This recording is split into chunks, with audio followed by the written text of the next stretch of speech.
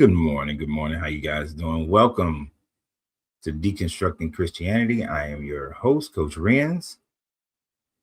And today we're going to do something that I don't normally do. We're going to get a little political today.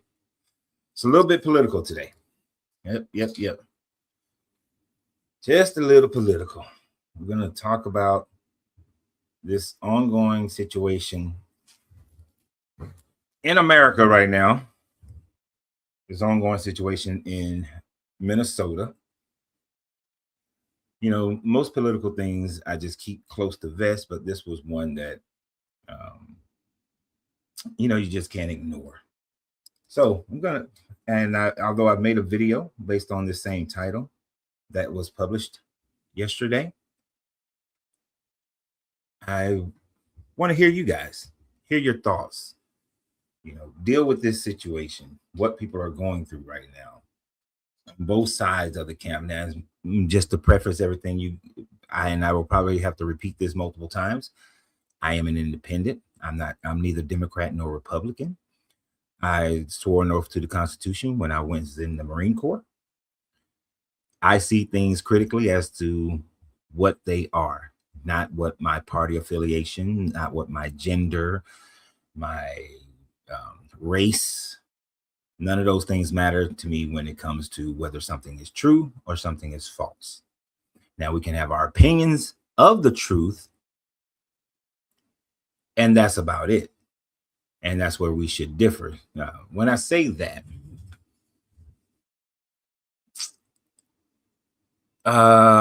in this situation with Freddie, some people's opinion may be that he should not have come out there with a gun. That's an opinion. But the truth is he had every right to. And where we should agree is on the right to. It's your opinion as whether or not he should have come out with one. It's truth that he did not assault those ICE agents. They assaulted him. That they initiated the assault.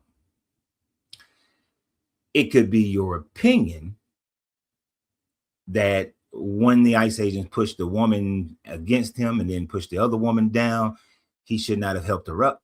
That's your opinion. But the facts are exactly what the facts are. All right. Now, we already have one person on YouTube with the kind of thing that is an opinion. They should let ICE do their job, period. He was not interfering with ICE doing their job. As an American citizen, you have now, let me square something away. DQ, stop writing in all caps.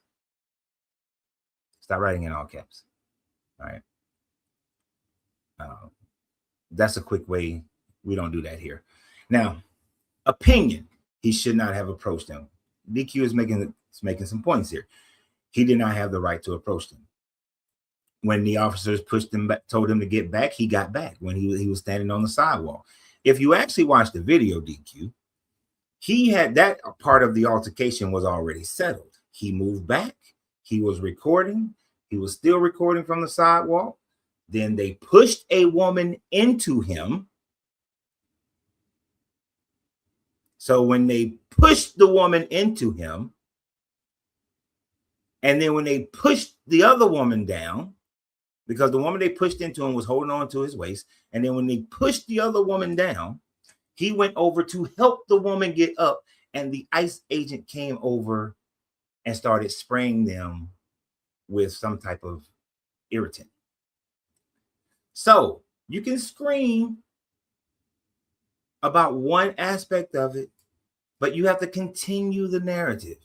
And in the continuation of the narrative, the ICE agent instigated the physical attack. And here's the thing. You do have a right to approach as long as you remain a certain distance, arm's length distance. You have the right as an American citizen to approach and observe government agents in their work. So it's interesting. People are saying, oh, he should not have approached. What about January 6th? What about January 6th? It's amazing how people forget about the other side. Like, if you're on one side, you forget when your side screw up. Okay, I understand you've been doing it since 1985. That has nothing to do with my live. When you come onto someone else's live, you should respect how they do things. You see, this is what I'm saying. Respect how other people do things. It doesn't matter.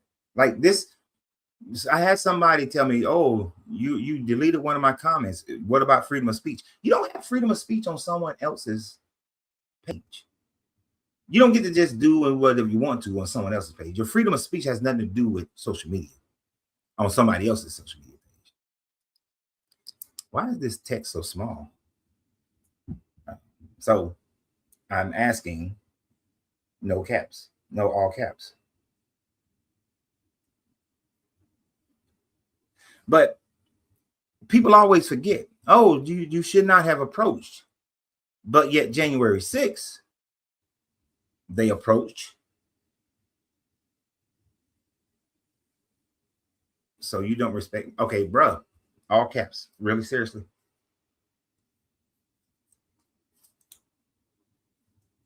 I no, I don't care. It's my page. So no. You can make your screen bigger, do whatever you need to do, but no. See, this is the America that irritates me. This is the America that sometimes I regret that I went to war for. Is the America that you can turn your phone sideways and make the keyboard bigger, or you can make the keyboard bigger, or you can just stop being on my page. Either way, I don't care. Because it just sounds like an excuse to me.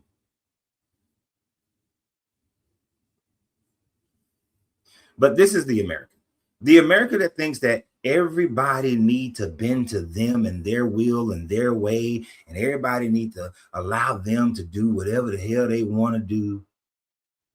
This jacked up vision of America, this lazy mother, these Americans who think that they have rights and privileges that goes beyond the Constitution. Y'all get on my nerves. Like I'm supposed to be discomforted for your comfort. No.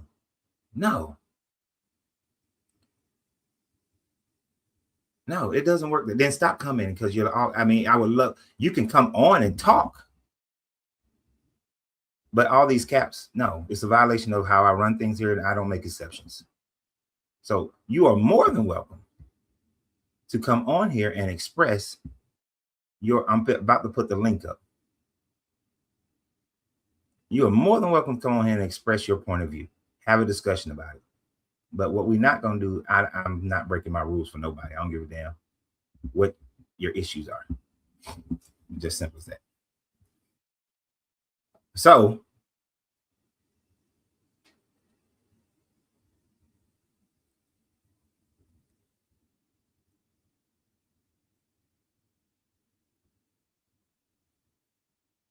the only problem with your comment about not being able to read smaller, I mean, what?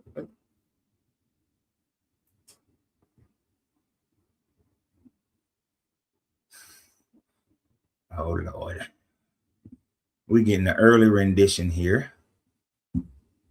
Nubs. Lordy. Let me tell you, Minnesota been kind of chilly. Indeed. What you got for us, Bishop Nubs? Well, I'm going to get off the Christian perspective and get on the ICE train. Yeah, go fuck yourself to the ICE agent watching this. Yes, in fact, I think you are a treasonous coward. And the Constitution does apply. And if you signed up, you do realize that you swore an oath to protect and defend said document. You also signed a document that says if you cause treason, you already understand the punishment of said treason is, in fact, up to 20 years or even unalivement.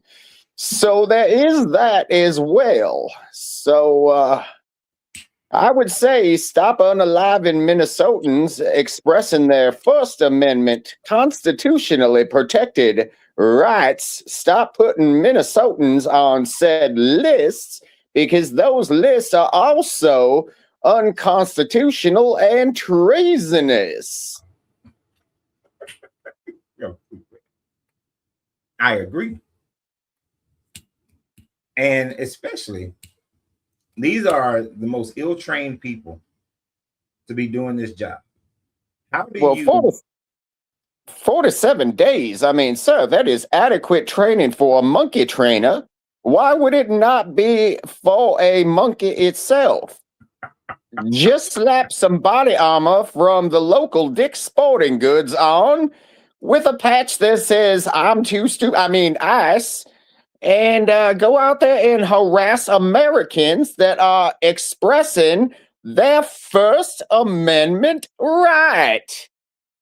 Exactly. Stop. Talk regular. I can't talk to you like this. Okay, I'll stop. I got lots of voices, dude. I could do Mr. Wong. Oh, Mr. Wong, very funny. We did stop. And all of a sudden, all right. I don't want to be put on a list with my real voice. Stupid. So, it is the saddest part about this whole thing is the fact that this video obviously shows exactly what happened. Yep. Yet the first thing that people on the left and right do is come out and start making their decisions about it. Now, it was pretty easy to make your decision about the fact that it was murder. After, I mean, it wasn't like there was like one angle. Like you saw, if you spent 10 minutes looking, you would see at least 5 or 6 different angles of this thing happening. So you get to see every angle, right? Yep. But the administration comes out and immediately starts slandering the victim, starts making excuses, starts creating narratives that didn't exist. And what kills me is that people buy it and then they double down on it. Hook, line, and sinker. Well, see, I think that the family, I'm pretty sure they have every right for a defamation of character lawsuit. Yeah. Because I'm pretty sure that's slander. Slander of treason, in fact. Okay, say it again. Your microphone scrubbed. I said I'm pretty sure that's slander, and slander by treason, in fact. Slander by treason. I don't think I've ever heard those two terms put together. What do you mean by that? Slander by treason? They're claiming that, I'm not saying that would be the charge, because that's something that I just put together. Oh. But they are claiming that he was being treasonous. Right. I thought that might be what you meant. And in fact, by doing what they did, committing treason. So it's slander by treason by treason. Gotcha. Understood. And I would agree with you because to label someone a domestic terrorist, to speak on what the person's intent was, which is something that none of us can do on either side. Nope. If nobody can ever speak to the intent of the person going into any situation. Even with remember the Kyle Rittenhouse? Rittenhouse. Yep. We can talk about the facts of everything that happened, but do we really know his intent without him saying it himself? We don't. Whether you like we can find out what Kyle's is. We can find out what Kyle. We can talk to Kyle. Well, yeah, and that's the difference. You can talk to him, ask him the question. Right. He went home that night. Now the situations were totally different. Well, they weren't totally different, but there are some major differences in both those situations, so they are not really parallel to one another. No, but they both do. They both do directly correlate to the Second Amendment. Yeah, they do. Where we have a choice to. Yeah, here on Minnesota, if I want to walk around with the correct paperwork being done, etc., like following all the Minnesota laws, if I want to go into an area like, I grew up in that neighborhood, and let me tell you, I don't go into that neighborhood unless I'm packing something, because I know what that neighborhood is all about. I grew up there. So if you live here, you know what you're getting into when you go into said neighborhoods in Minneapolis. Right. So, and in general, we can say that about certain places. There's a town here in Texas that I would not go into unless I'm going there to start some trouble, because I know that the inhabitants of that city, that they profess no black people ain't welcome here. So I know I'm going in there. If I go there, I'm going to start some mess. You can say that you have an idea of my intent. So we can say that we have an idea of Kyle's intent, but we don't truly know it until we hear it from the man himself, right? Yep. No, them coming out saying that they know Preddy's intent, that he was a democratic radicalized domestic terrorist, is asinine that people buy into that. And especially when I hear veterans buying into it, knowing that this man was an ICU veteran nurse. Right. So he went there to intentionally start trouble. Come on now. Not just an ICU nurse, but if you listen to the reports of his patients and everything like that, oh my gosh, dude, this guy was like, the reason he was there is probably to make sure people were okay if they got hurt. He was an ICU, like, put A plus B. He was not there to cause bad. He was most likely there to affect triage. Yeah, exactly. Because if you've noticed any of these videos, these ICE agents aren't, how do I put it? They're kind of like the schoolroom bully on steroids with a badge. Exactly. And I'm not talking like steroids like that make you muscular. I'm talking like estrogenetic. Like have you seen the health standards of these guys? Oh, they suck. I'm pretty sure I've seen less fat on the last ham that I cooked like 15 years ago. 100%. And here's the thing. They think some of these people are the same guys who were at the January 6th, right? Insurrection.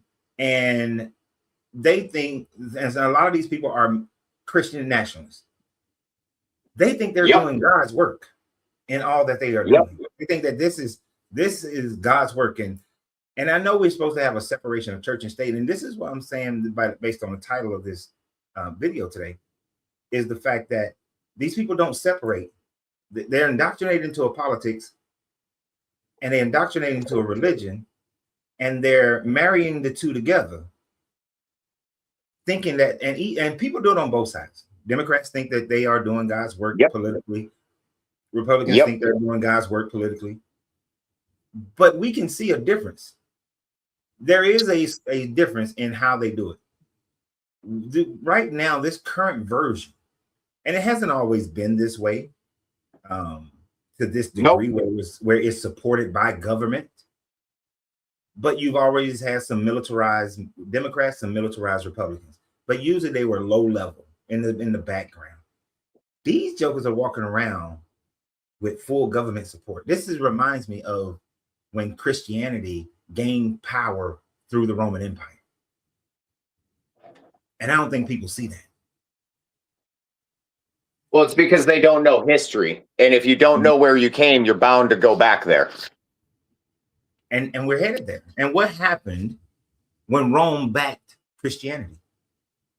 They decimated any other versions of religions and people who were for a different religion. Even within their own religion, they declared people to be heretics. And we don't even have to go that far back. When you look at... Dude, think about it. Think about it. They stole history. They literally not just changed history, but like history that had happened. They went in and either decimated the people so the people couldn't speak of the history, and then removed the books, etc. Like they removed history. Like lots of people, like the Crusades are just the beginning tipping point. Yeah. The Jesuits are not good people, but they're represented as good people. And we listen to Ouchie Fauci and, oh, we'll trust this and trust that. No, dude, I don't trust nobody.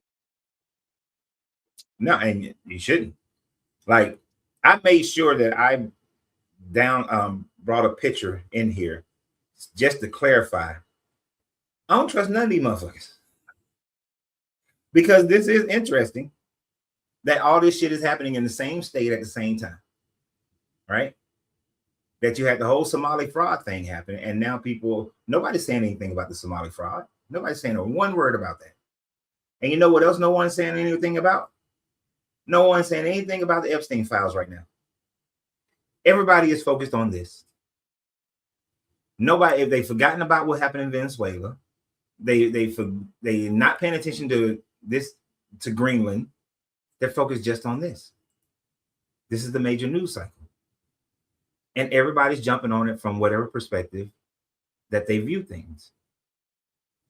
But we talk about spirituality, religion here on this channel. So let's focus on where we at.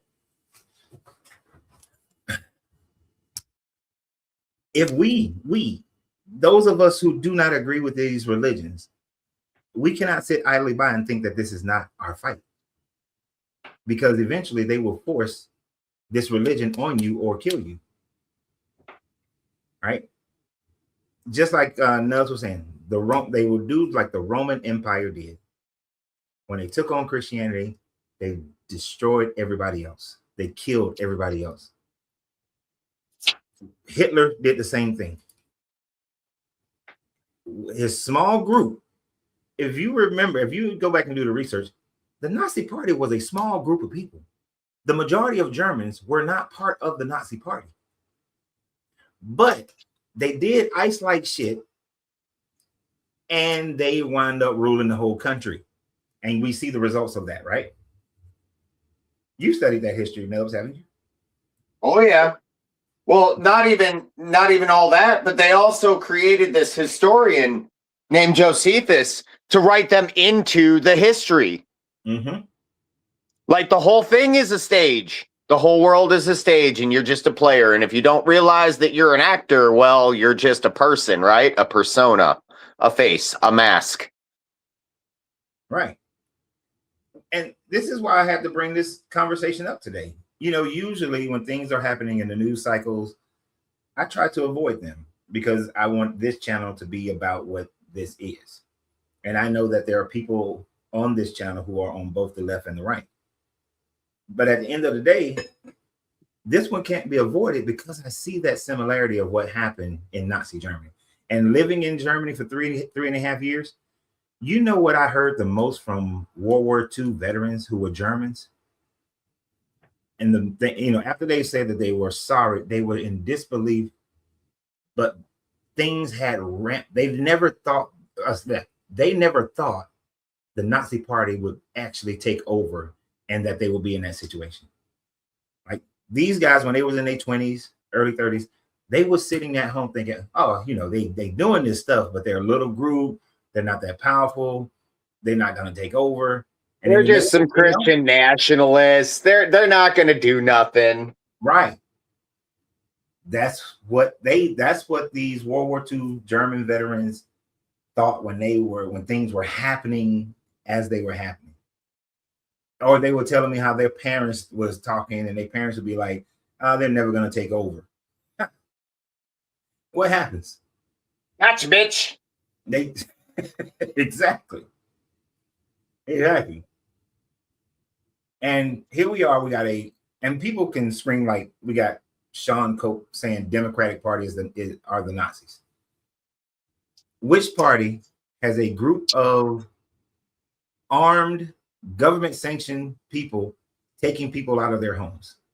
Hey, I got an interesting one for you.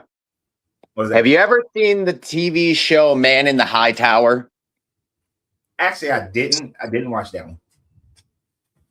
Watch that shit and tell me that's not what we have. Because let me tell you the general premise.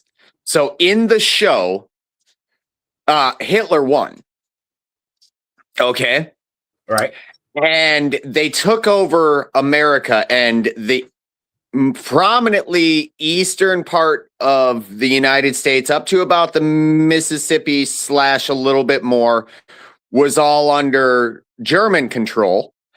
Mm-hmm. And then the other side of the country was under the control of the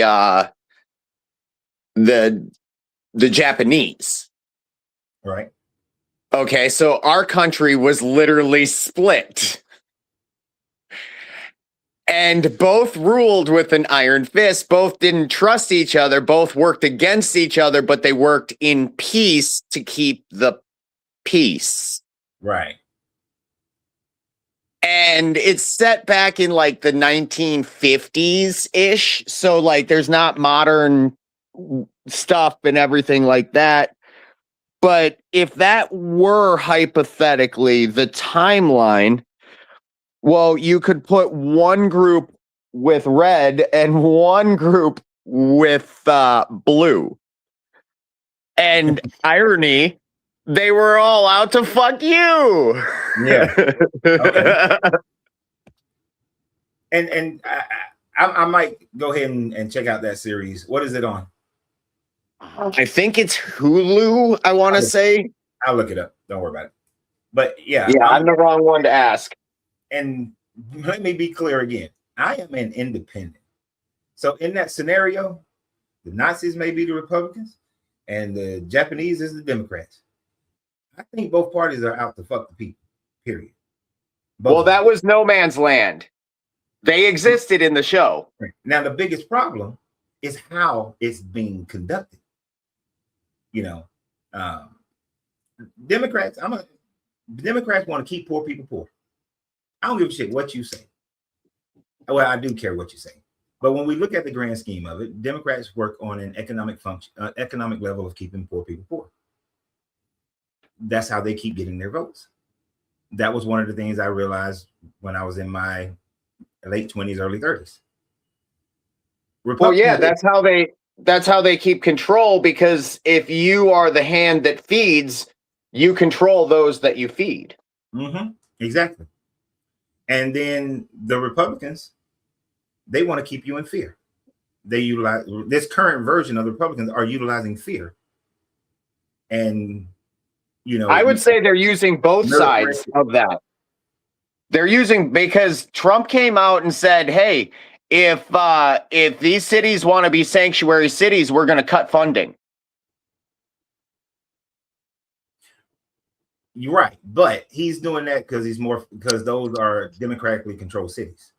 Right. But what I'm saying, though, is the same tactics are used by both sides. It's just how it's presented as the like they're both using the same weapons.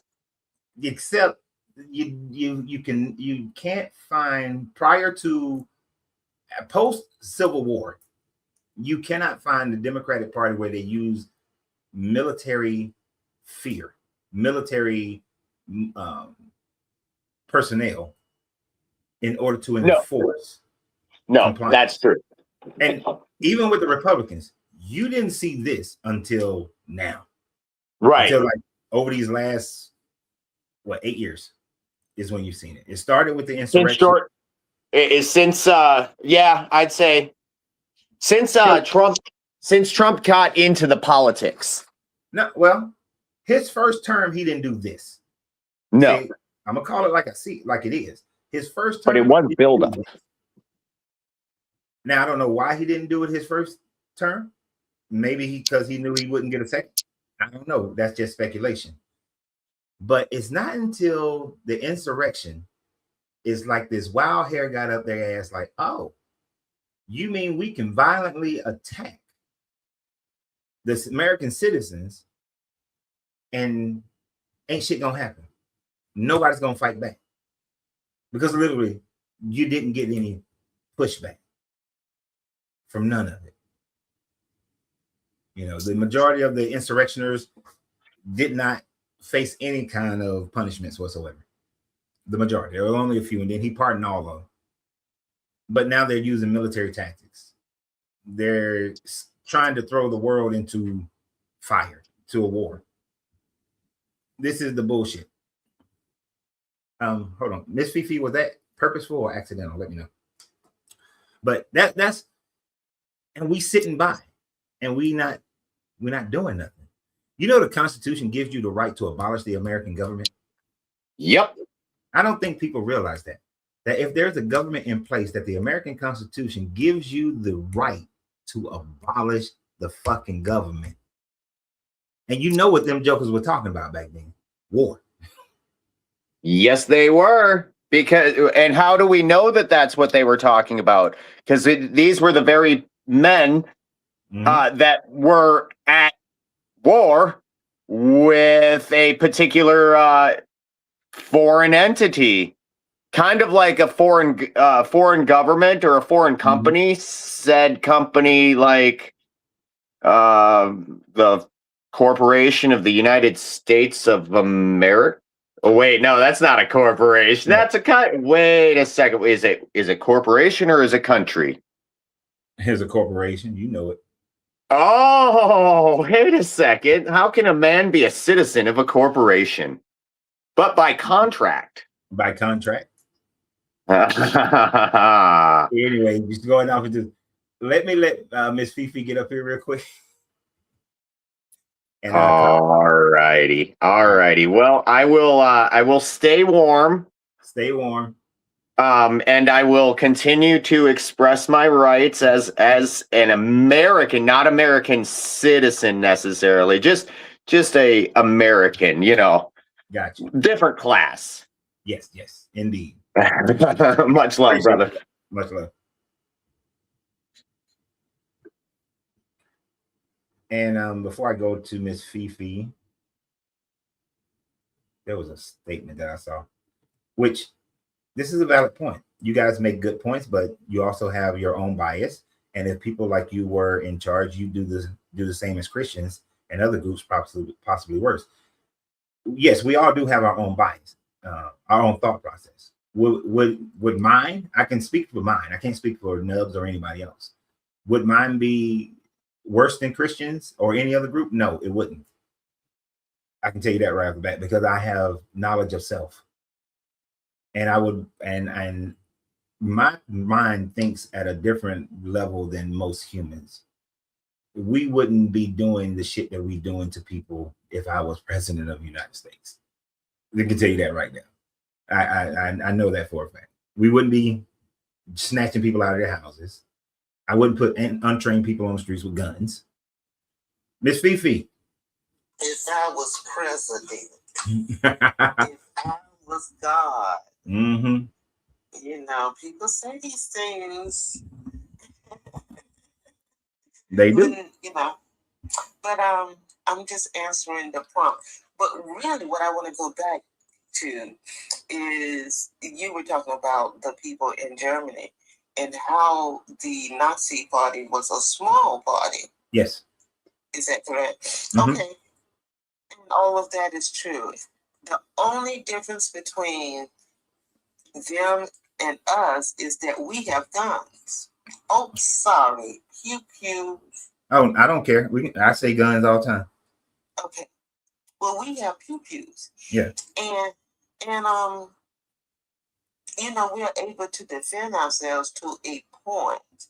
Mm-hmm. But of course, are we fighting the regime, the brown regime as they call them, that's running around now?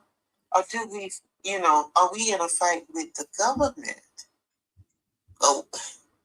Well, we are. Unfortunately, we are somewhat in a fight with the government because it is we're in a fight with the government because these people are backed by the government. In the same way, once the Nazi Party was government, they were able to utilize the other forces within the German government, the military, the police.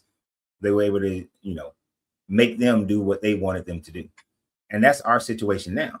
We have a regime that is utilizing Border Patrol, utilizing, ICE, utilizing military service members to push their own narrative of fear through martial law, pretty much. It's like I'm doing martial law without doing martial law, without declaring anything. And yeah, it is a big difference that we also carry guns. It will be much harder to do. Now, I'll be honest though, if the American military forces decided that they were going to follow in with some orders of martial law, Americans can do a little bit, but you're not going to be able to do too much. Right. The best. We don't have the capacity. No, it'll be like guns versus arrows. Shit, it wouldn't even be arrows. It'll be guns versus clubs. Mm-hmm. You bought a club to a gunfight. Mm-hmm. Because I was having a conversation with some veterans a couple weeks ago, and we was talking about the fact that a basic Marine can hit a target at 500 yards. Mm-hmm. Most civilians can't do that. So it's not a fair fight. It's not a fair fight. Yeah, I mean, now the thing about it, it'll last for a while. I think against their own people. This is weird. Because just like the Roman government, they think that they are doing what's best for the people, and this is let me rephrase that. They think they're doing what's best to keep the empire, is what the Romans were doing, and they think that what they're doing, that this is what's best to keep the American empire, because America in their mind is a Christian nation. So for them, they have to have dominance.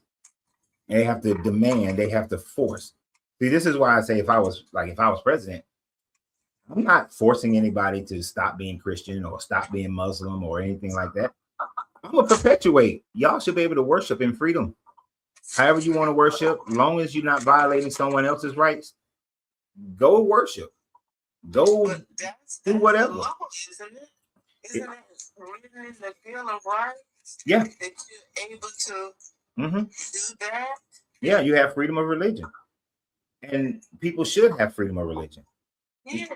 And when it comes, I want them to do whatever's going to make them feel good. Yeah. Exactly. I want you to be happy. Even though I disagree with it, be happy. Long as you now that tax-free bullshit, no, we're gonna get rid of that. You mean the churches? Yeah, churches, mosques, synagogues, all that tax-free stuff. Hell no, y'all paying taxes. Yeah, we ain't doing no tax-free bullshit. Separation of religion and state does not mean you get tax-free. So I'm getting rid of that. Well, you can't get rid of it because a lot of them aren't like those 501, 401s, those non-profits. I'm getting rid of it. Hmm? You getting rid of all of it? I'm getting rid of the tax-free for religious organizations. Everybody's paying taxes. They ain't gonna be no. They gonna pay taxes. Just because you believe in some God doesn't mean you should not have to pay taxes. The Bible itself tells, Jesus is telling his people, pay your taxes. Him and Paul agree on paying them taxes. So no, they paying taxes. That was like kind of pushed up in there. It was, but because Rome thought that's a good thing. Like kind of amended a sentence or I know Paul and y'all paying taxes, and so these people think that they are bringing America closer to God, to the God that they believe in. They're literally trying to force their religion on the American population, and then they use that to cover the other bullshit they're doing. Immigration ain't got nothing to do with their Bible, really. The Jesus character was, and even the Democrats like to say Jesus was an immigrant. No, the hell he wasn't. He wasn't an immigrant.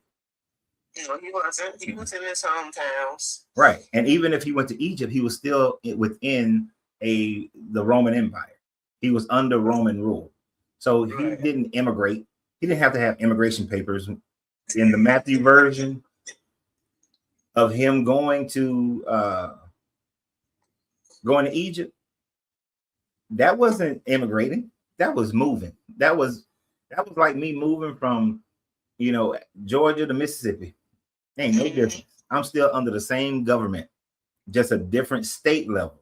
So he was just under, it would have been just a different provincial level rulership. So no. So even when the Democrats talk about, oh, Jesus was an immigrant and we should let all the immigrants. No. He wasn't an immigrant. Stop trying to put your Bible on it. Go ahead. I think that they had some legislation that it seemed to be a good thing for America and for immigrants. And so because of who we have making decisions for us, it's like they got it and broke it. Yeah. I don't know how to say that without saying it. No, just say it. Don't pull no punches on my channel. Don't pull the punches on my channel. Well, anyway, okay, so we have legislation. We know that we can fix this situation. Mm-hmm. We know that there is a bill, a lawful bill out there that can be put into legislation, and that will just cool down the situation so we can concentrate on the American people, since it's such a big thing.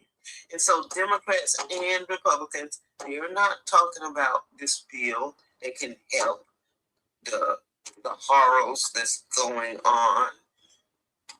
You understand what I'm saying? Exactly. Like all this immigration stuff.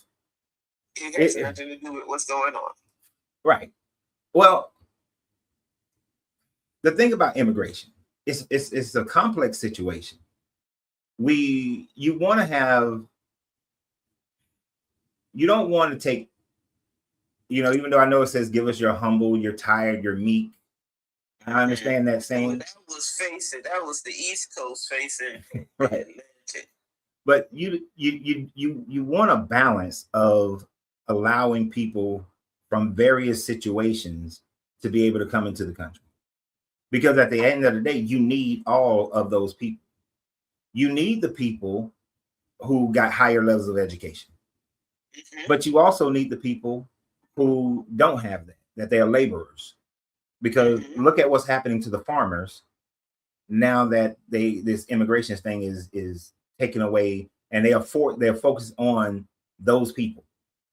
You haven't seen them going into any corporate offices, grabbing the VP of any company, and they're not, even though those people are of the same legal status, meaning that they are on visa. You got some of them whose visa has expired.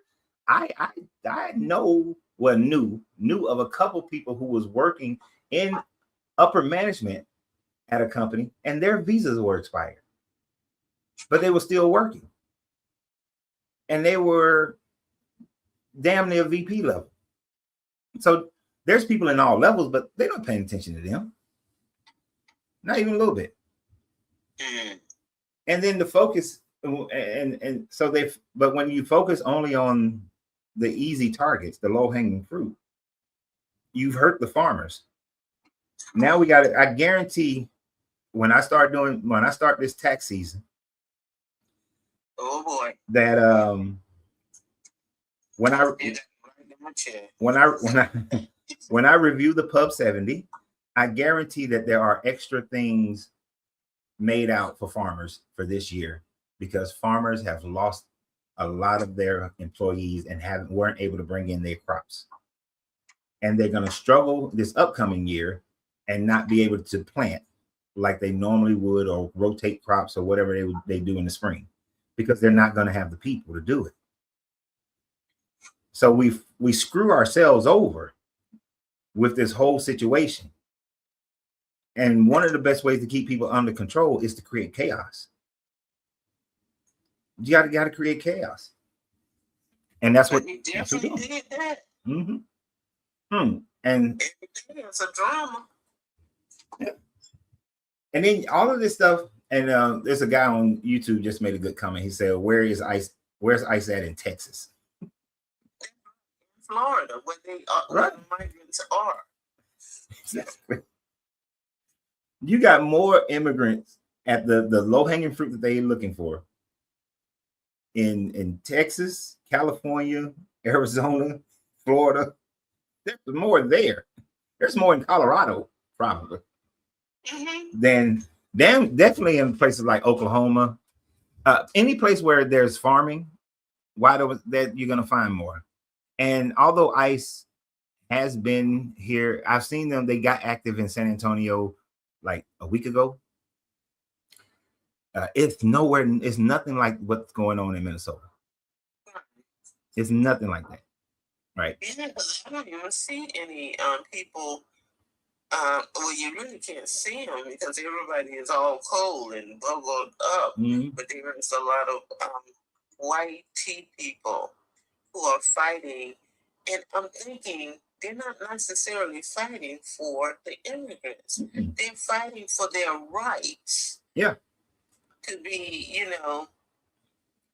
not punted on by the brown people. Exactly. And here's another thing about up north and in these places, like you were alluding to. It's easy to pick out the immigrants in places like Minnesota than it is in somewhere like San Antonio. If you can go into an office in San Antonio and or any workplace, any business, and you can't tell if that person has been here for generations or if they just got here. That's the same here in Florida. You would not be able to tell, which they would make even more mistakes of grabbing the wrong people here than what they would than in places like Minnesota and Ohio. They're easier targets. And while they focus on the peaceful protesting, with all they say about people protesting, they don't say they are knocking out windows or setting fires or any of the rioting that you would think that people would go after. They're not doing that. There's no report of that. They're just walking down the street. Yeah. I didn't see people busting up some windows until after they shot Pretty. That's the first time I saw somebody busting some windows. Prior and shooting some bottle rockets and stuff. Prior to that, none of the protests was violent. No one, they were just walking down the street or doing the whistle thing, where as soon as the ICE agents show up, you got like 20 people out there blowing whistles. Mm-hmm. They were doing that. So this whole violent thing is actually the tiny bit of violence that you have seen has been in response to them murdering 2 people. And really it's a response to the second person. The first person, you didn't get any violence. It's after this one that is just clear cut execution. Now then some people did act violently in one spot, breaking some windows.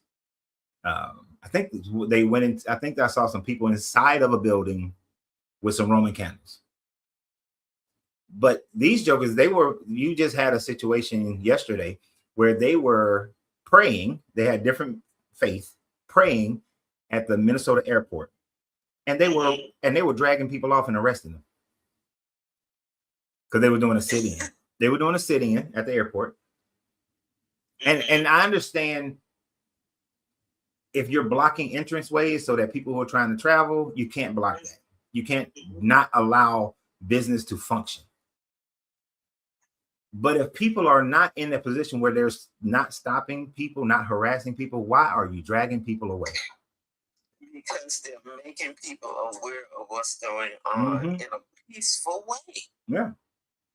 Yeah, it's so I guess in order to stop all this, we just have to become white nationalists. Is that the thing?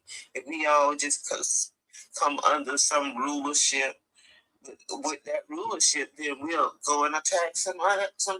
Go attack somebody else and still oppress the ones who are in there, because you and I do not fit the white nationalist movement. If we sit in the back of the church and put a finger up when we want asking Master for permission to walk out the church. That's right. You know, I need to do a video about that finger shit. You know, my. Yeah. Well, yeah. I'm glad you're talking about this. I know you don't talk about political things, but right now it's kind of intertwined, and I know you got people waiting. Yeah. So thank you for having me up, and I'll be listening, and I'll be screaming in the comments. Yes, ma'am. Thank you, Miss Fifi. All right.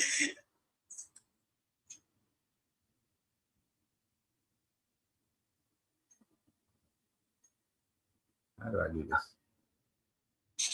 Can't drop me. I'm trying to hit the button. I was about to hit the wrong one though, but I'm looking. I got you. Okay. Got you. Let's see. I know I missed some questions. I'm gonna bring Miss DC up here in a second.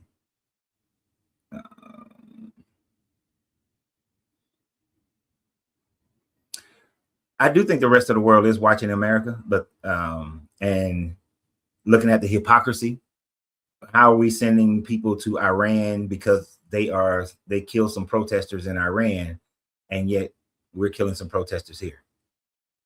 America walks around because America has a big stick and is a bully.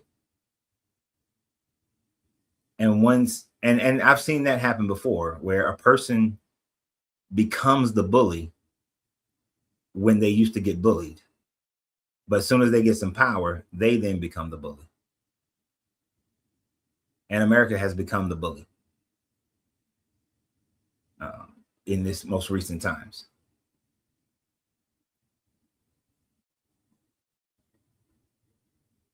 Which is sad. It's a sad state. And it's something, but it's something that happens when any nation becomes too powerful. It then begins to exert its power, thinking that it is doing what's best for the world. No one thinks they're the villain. Idi Amin did not think that he was the villain. Leopold did not think that he was the villain.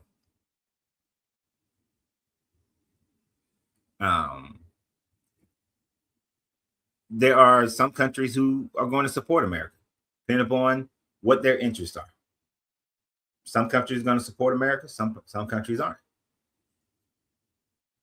So when he said America, the world is watching, yeah, the world is watching.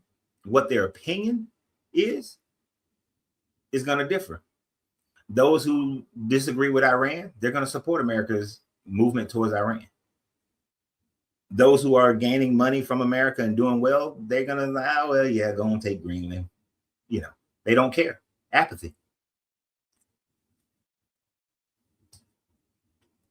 It's just a part of how all this bullshit is. It's part of being human. It's one of the reasons why war will never end. Starvation will never end. Poverty will never end. We're always this. And I realized this when I used to do a political talk radio show on an AM channel in Atlanta. I did it for like 8-9 months. And I was concerned when I was first asked to do it, because I was like,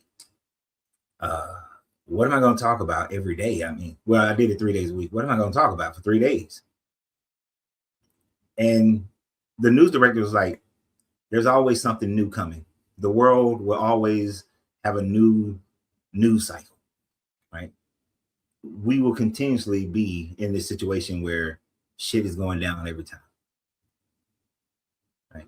But trying to impose this God's will on people is the reason why we are having the situation that we're having now with this immigration, because they think they're doing God's work. They think that this is the moral standard of their God, which to a certain degree, it is the moral standard of it is the moral standard of this God. When Joshua was told to go into the so-called promised land, he was told to genocide all the people. And for those that you could not genocide, make them your slaves. And for those neighboring countries, make them your slaves. So America going after Greenland, America going after Venezuela, America treating the foreigner as a slave is all part of Christian morality. And they justify it, whether they admit it or not.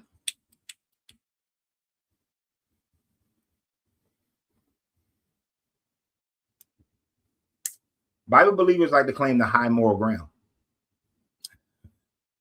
But the God of their morality has less morals than the average person. Even the people, most of the people who believe in this God has a higher moral standard than the God that they believe in. They won't admit it, but they do. They do it all the time. They do it all the time. Because most Christians, if you look at it, even they are losing, even the Republican base. A lot of the Republican base is against some of the bullshit that's going on. So they have a higher moral standard than what's going on.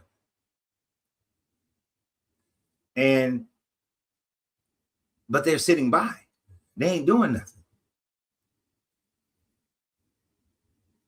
If this was, and I'm surprised, and this really shows some of the weakness of the Democratic Party. If Biden was doing what Trump is doing now, the Republicans would be calling for impeachment. But the Democrats ain't doing shit. They ain't doing a damn thing. They come out on the news, they make a couple of statements, whatever. But I've only seen one Democrat actually come out and say something strong about this. And that's the young lady from Texas, matter of fact. What's her name? Crockett. I think she's the only Democrat that I've seen stand up to this. I haven't seen another, and y'all correct me because I don't watch all the news. So let me know if I'm wrong. I haven't seen a coalition of Democrats calling for firings, calling for impeachments. But if Biden, I will give Republicans the credit. If Biden was doing this, them motherfuckers they got balls enough. They got the cojones. They be calling for impeachment. They would.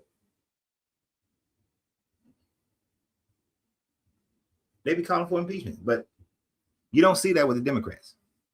That's why they're going. Before this, I was on the side of saying that the next election, midterms, the Democrats will probably win some midterms, but the next presidential election, I doubt very seriously if the Democrats will win. I know the independents and the libertarians are not going to win, and that's usually where my vote goes. But I don't think the Democrats are going to win. I don't think they have any balls. And I don't think America is ready for Jasmine Crockett. That's her name.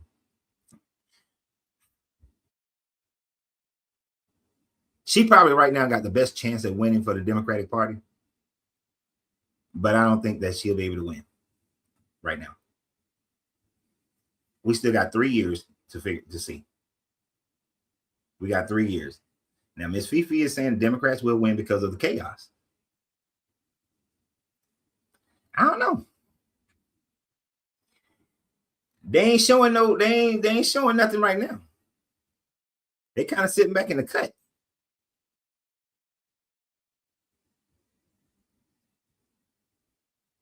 They ain't really. If the Democrats wanted to win, this would be, what did somebody term this? This would be their Gettysburg. This right now is their Gettysburg to turn the tide. And they should be using it because I think you got midterms this year. Yeah, there's midterms this year. This would be their opportunity to turn the tide. But what are they doing? Do you see Democrats other than Waltz and his group saying anything? And right now, if Waltz and his group say anything, most people back of their mind is thinking, oh, he's just saying to distract people from the Somali fraud situation. They're not going to take him seriously.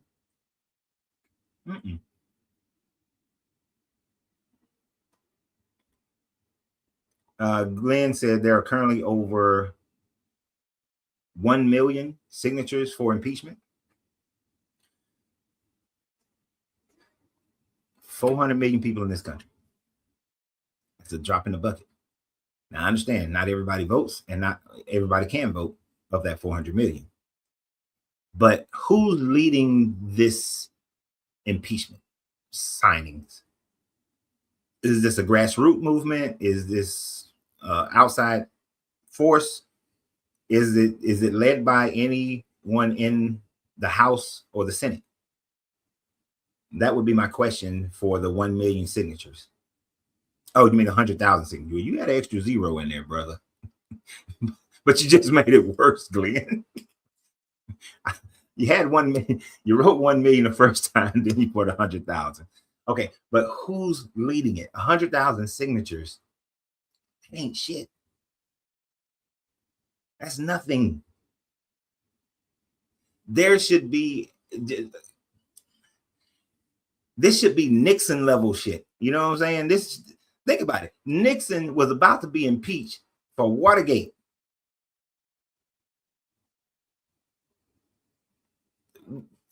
This is bigger than Watergate. And nobody's saying anything. They are afraid. Booker on my shit list too. I don't know who Booker is. Like, I try not to pay attention to most politics. So you're gonna have to educate me on some of these people. Did you hear that Waltz broke down and begged Trump to remove some of the ICE? I heard him pleading. Yes, I heard him pleading.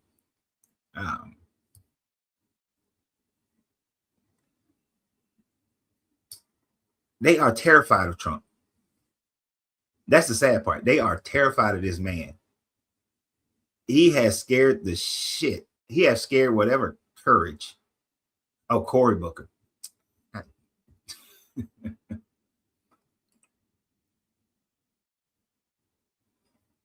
What people expect when they don't have the White House, Senate, House, Representative Nixon didn't have wealth behind him. No, Nixon didn't. But at least show it. Would an impeachment go through? Would it be voted on to go all the way through? Most likely not. They don't have the votes. Unless they turn some Republicans, they don't have the votes. But some Republicans are turning against him. But maybe you got Republicans who are afraid of this man too. But if you have a situation where they have an opportunity, they can see the pathway and know that they won't get hurt. Because if they vote for it and fail, you know he petty. He gonna come after him, as most people would. Like, oh, you motherfucker tried to impeach me, and you voted against me, and we're supposed to be on the same side. Yeah. You gonna get some of this, but they're not. What does a Democrat have to lose? by trying to impeachment? Nothing. What does a Democrat have to lose by, like, let's say if I was running for office here in Texas and I was running under the Democrats, I'd be in Minnesota right now. Even though I hate the cold, I'd be in Minnesota. I'd show up. I'd be on the front line. I'd let it be known. Right? I'm not going to sit back and just let it happen. That's what the German citizenship did. They sat back and let it happen. And then once it all happened, they found themselves in an impossible situation because they didn't have the ability at that point to really do anything about it. That's what almost every old German person that I talked to, and I was very inquisitive about that because I'm in my 20s and I'm really trying to understand, how can y'all let this happen? Because when I first went there, I thought everybody was for it. And then I was shocked when I found out that the majority of people weren't.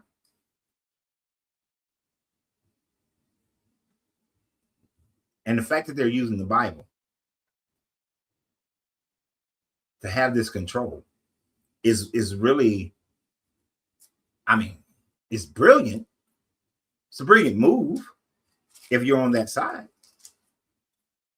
Galvanize the people through their religious belief, their fear of hell, their hope of heaven, and get the people thinking that we are doing God's work.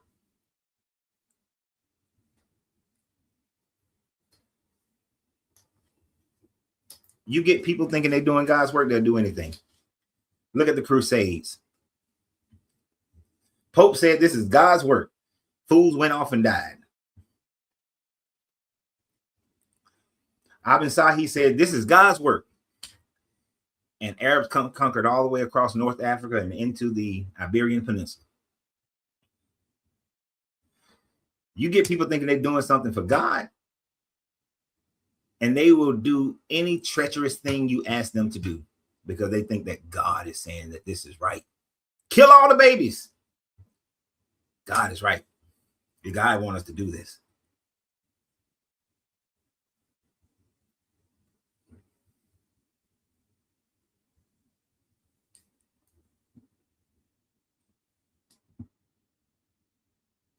Okay, please explain how the Minnesota thing has anything to do with people thinking they're doing God's work.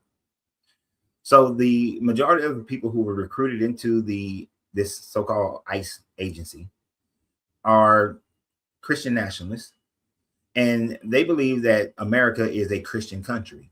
And in order to keep this Christian country Christian, then one of the things they have to do is remove all the illegal immigrants.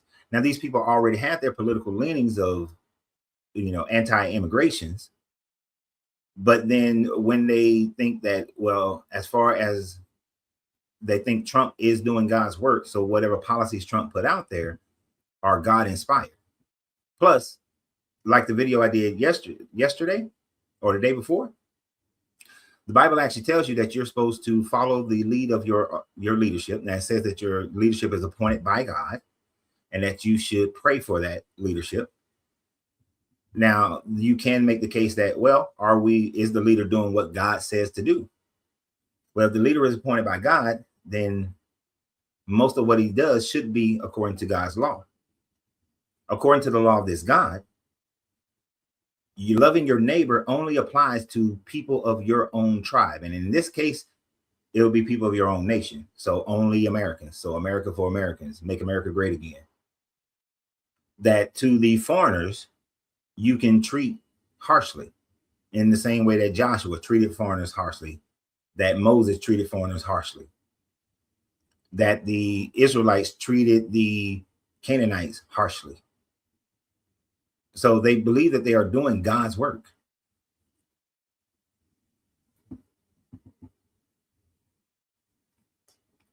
And they think that through this type of thing, that they are making people who claim to be Christian in Minnesota to do Christianity the way they're supposed to.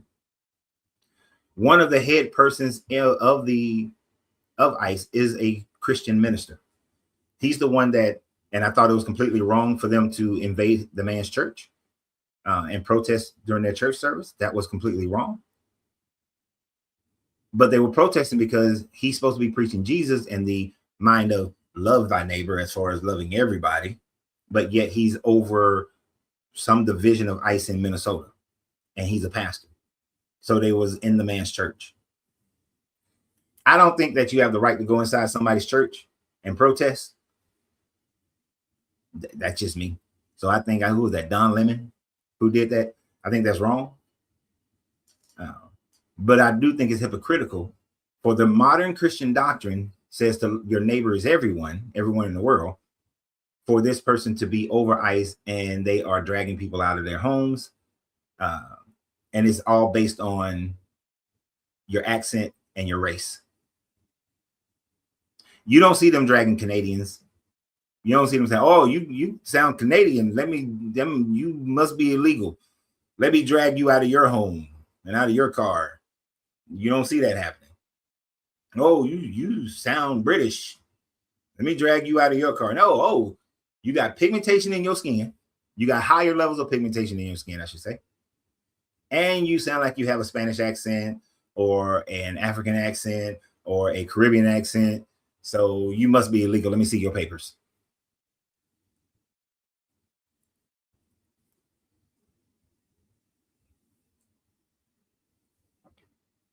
They think they're doing it. It's God's work. They are far from it. Well, you know what? Let me retract that. They're not far from it. They are far from how they modernize this God today. But they're doing exactly what the Bible says, though. Doing exactly what the Bible says. And they're just following that part of the Bible.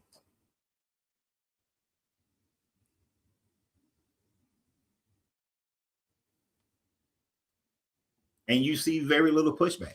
And these people, they're going to push it. I got a guy I went to high school with, and I started to put this on my personal page in hopes that he would come on, because I kind of do want to argue with him. Because he doesn't realize he has become the bully when he used to get bullied himself. But he claims Christianity, yet he supports everything that Trump does. It doesn't matter. He supports all of it. And I find that amazing.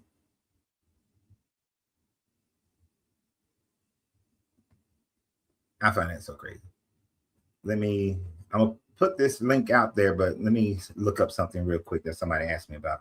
1 Samuel 15:3. I don't know by heart.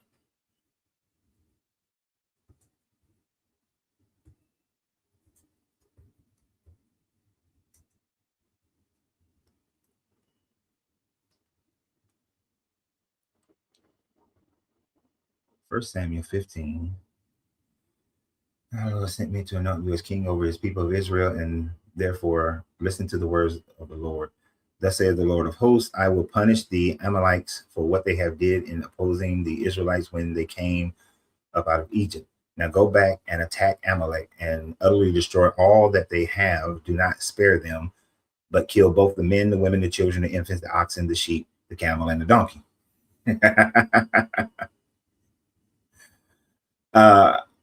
It's self-explanatory. This God is for genocide. That, you know, the Amalekites were the enemies of the Israelites, and so for your enemies, you are to genocide them all the way down to anything that has breath. Kill all the women, kill all the children. So when people say that this God of the Bible is a good and kind God, is a moral God, what moral God would kill the men, the women, and the children? I mean, it's clear. Kill both the man, the woman, the children, and infant, oxen and sheep, camel and donkey.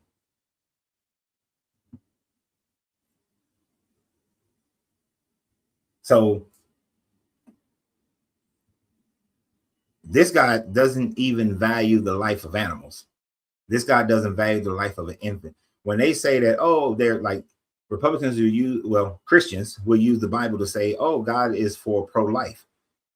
1 Samuel 15 shows that he is not pro-life. He is pro-genocide. What aggression can a child or an infant bring? What aggression would a donkey or camel bring when they are conquered? None whatsoever. None. IG, what say you, sir? Unmute your mic, IG. IG, unmute your mic. I did. Can you hear me? I hear you now. What's happening? I was talking. I was like, can you hear me? Can you hear me now? You can, right? I can hear you now. Okay. What's happening? Getting ready for the plantation.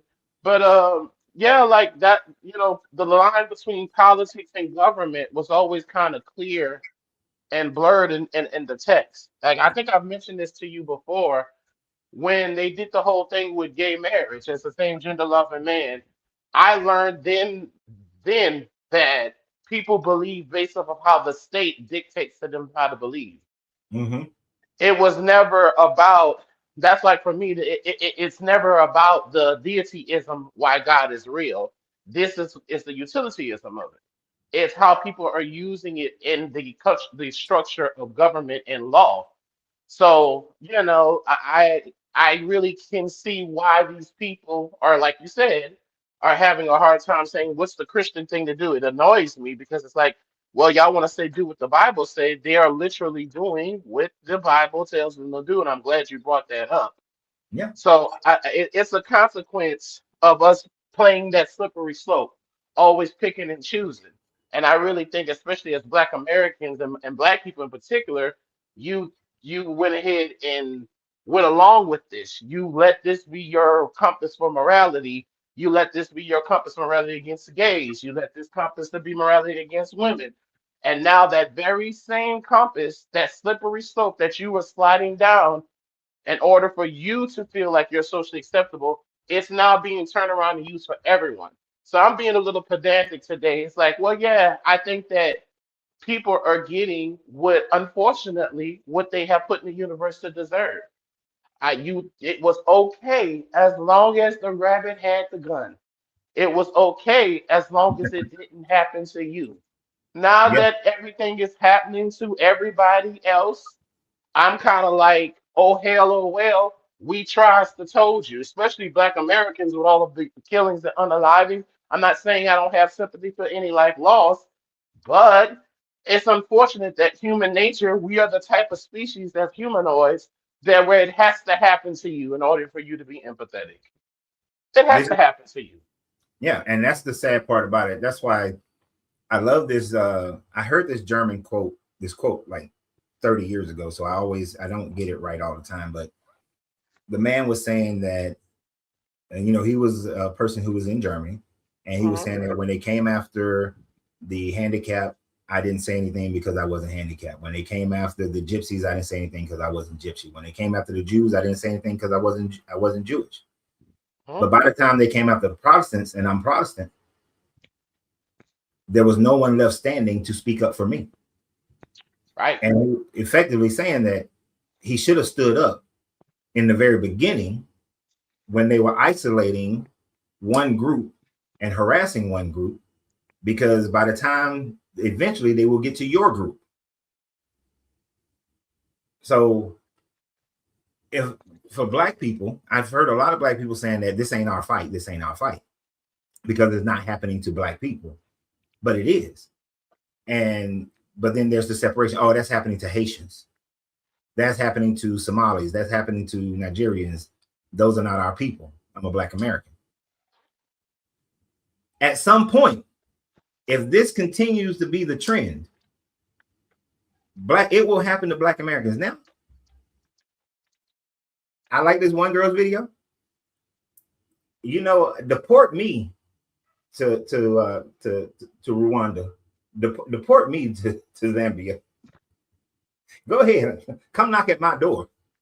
And you want to deport me to one of them countries? I'm good. I'm fine. I'll take it. And that's a joke, but the truth of it is, at some point it will happen to you. So you can't sit back and not take up the fight or say anything. This is why this is one of the reasons why I had to bring this conversation up today, because we have to stand. Because do you think that atheists would not be part of the group that they try to eliminate, that they try to get rid of? Because according to Christians, atheists have no morals. We just want to run around and kill people. And if we don't support when they're attacking the LGBTQ community, if we don't support when they're attacking, the immigrants, then eventually they will get to you. But there'll be no one standing there to help you at that point. You're standing all alone. But people, go ahead. I'm sorry.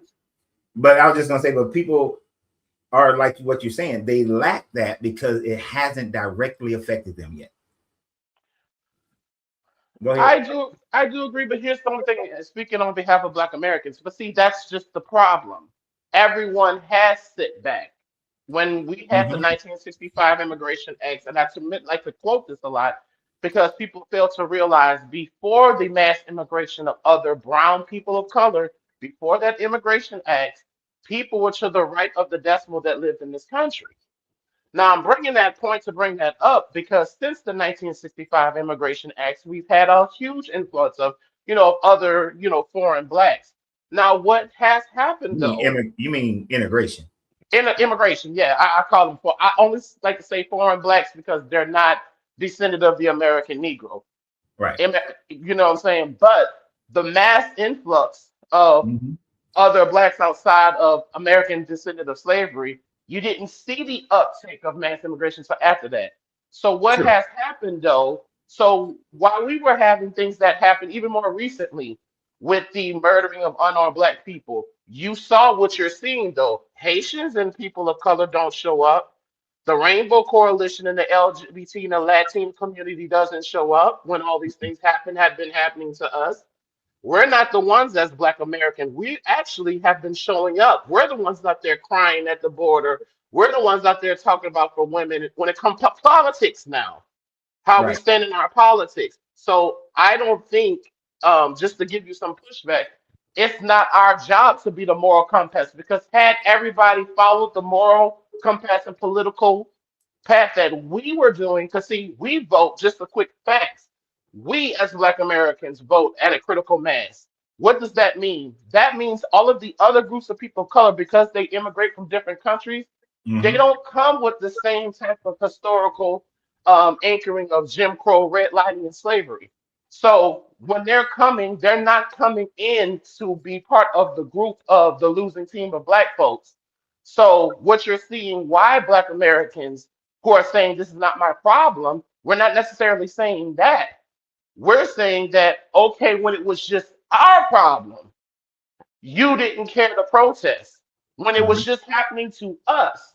So now, unfortunately, we're aware that I think that we're not thinking it can't happen to us. No, we know it can happen to us.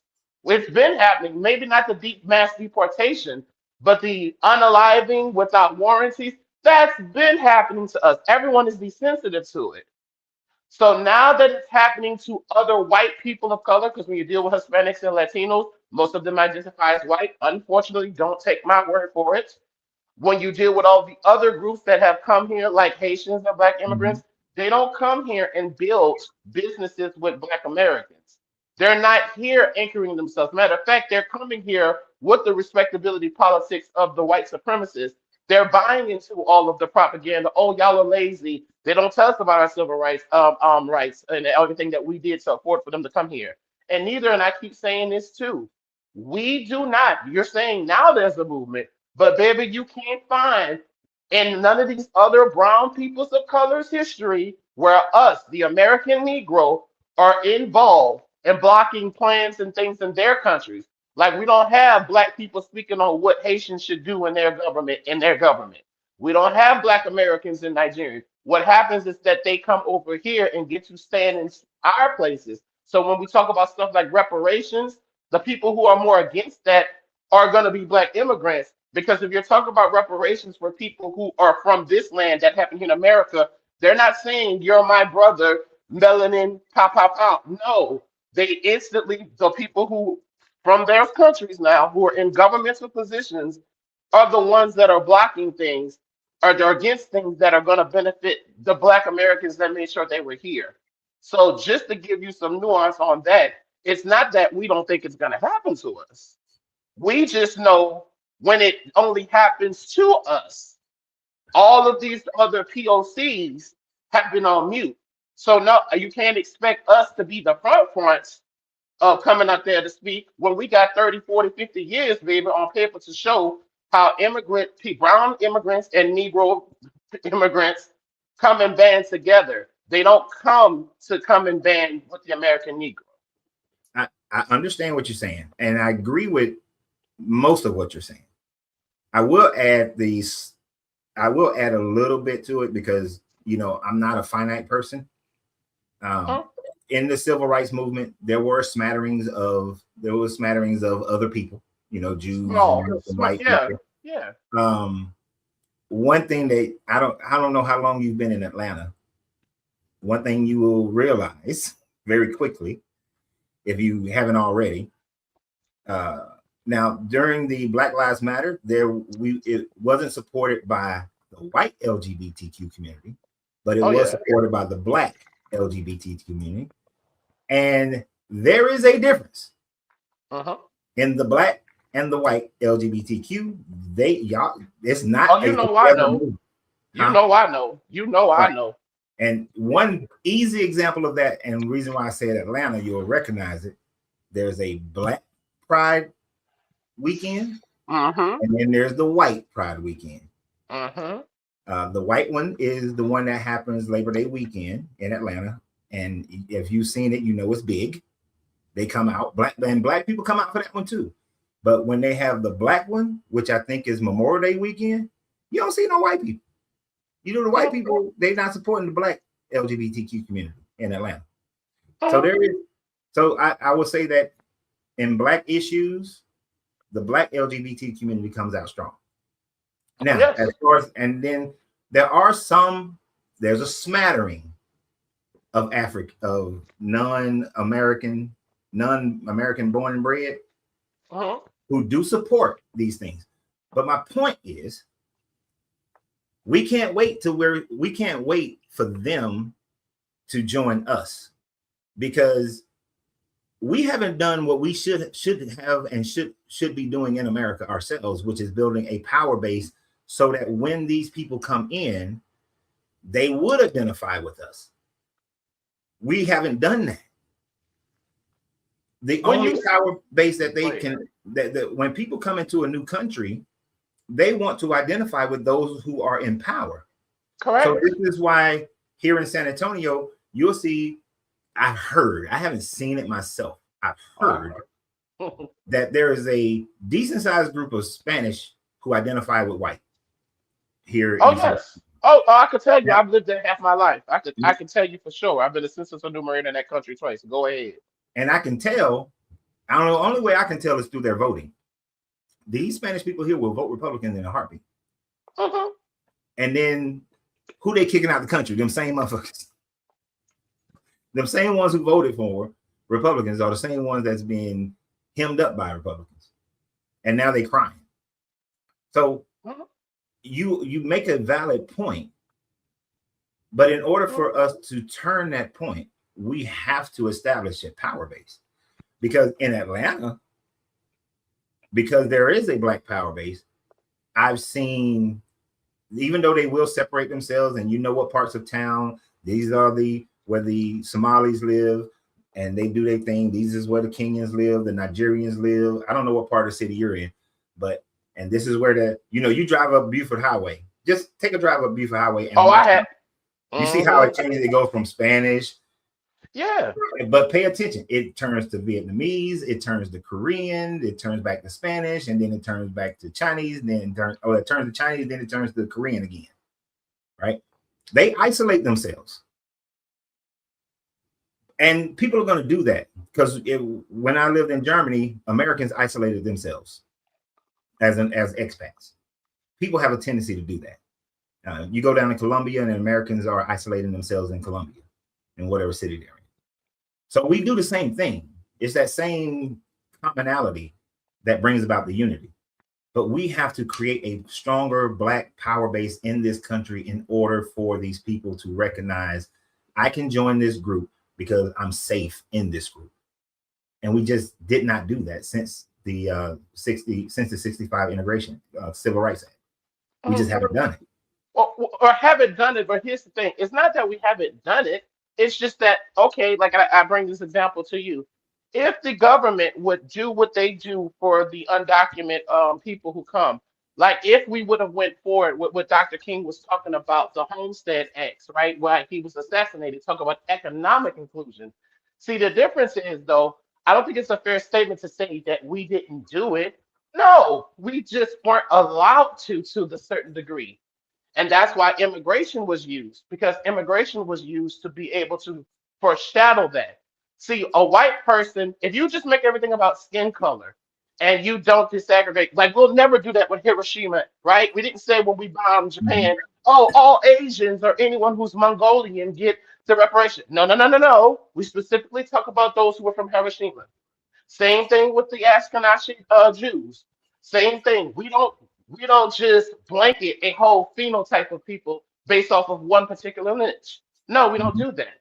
What had happened is that when we opened up immigration, white supremacists on the left and the right use that because, yes, if you bring in the person who comes from another country that you didn't do generational harm and give accrue disadvantages. And that's another thing.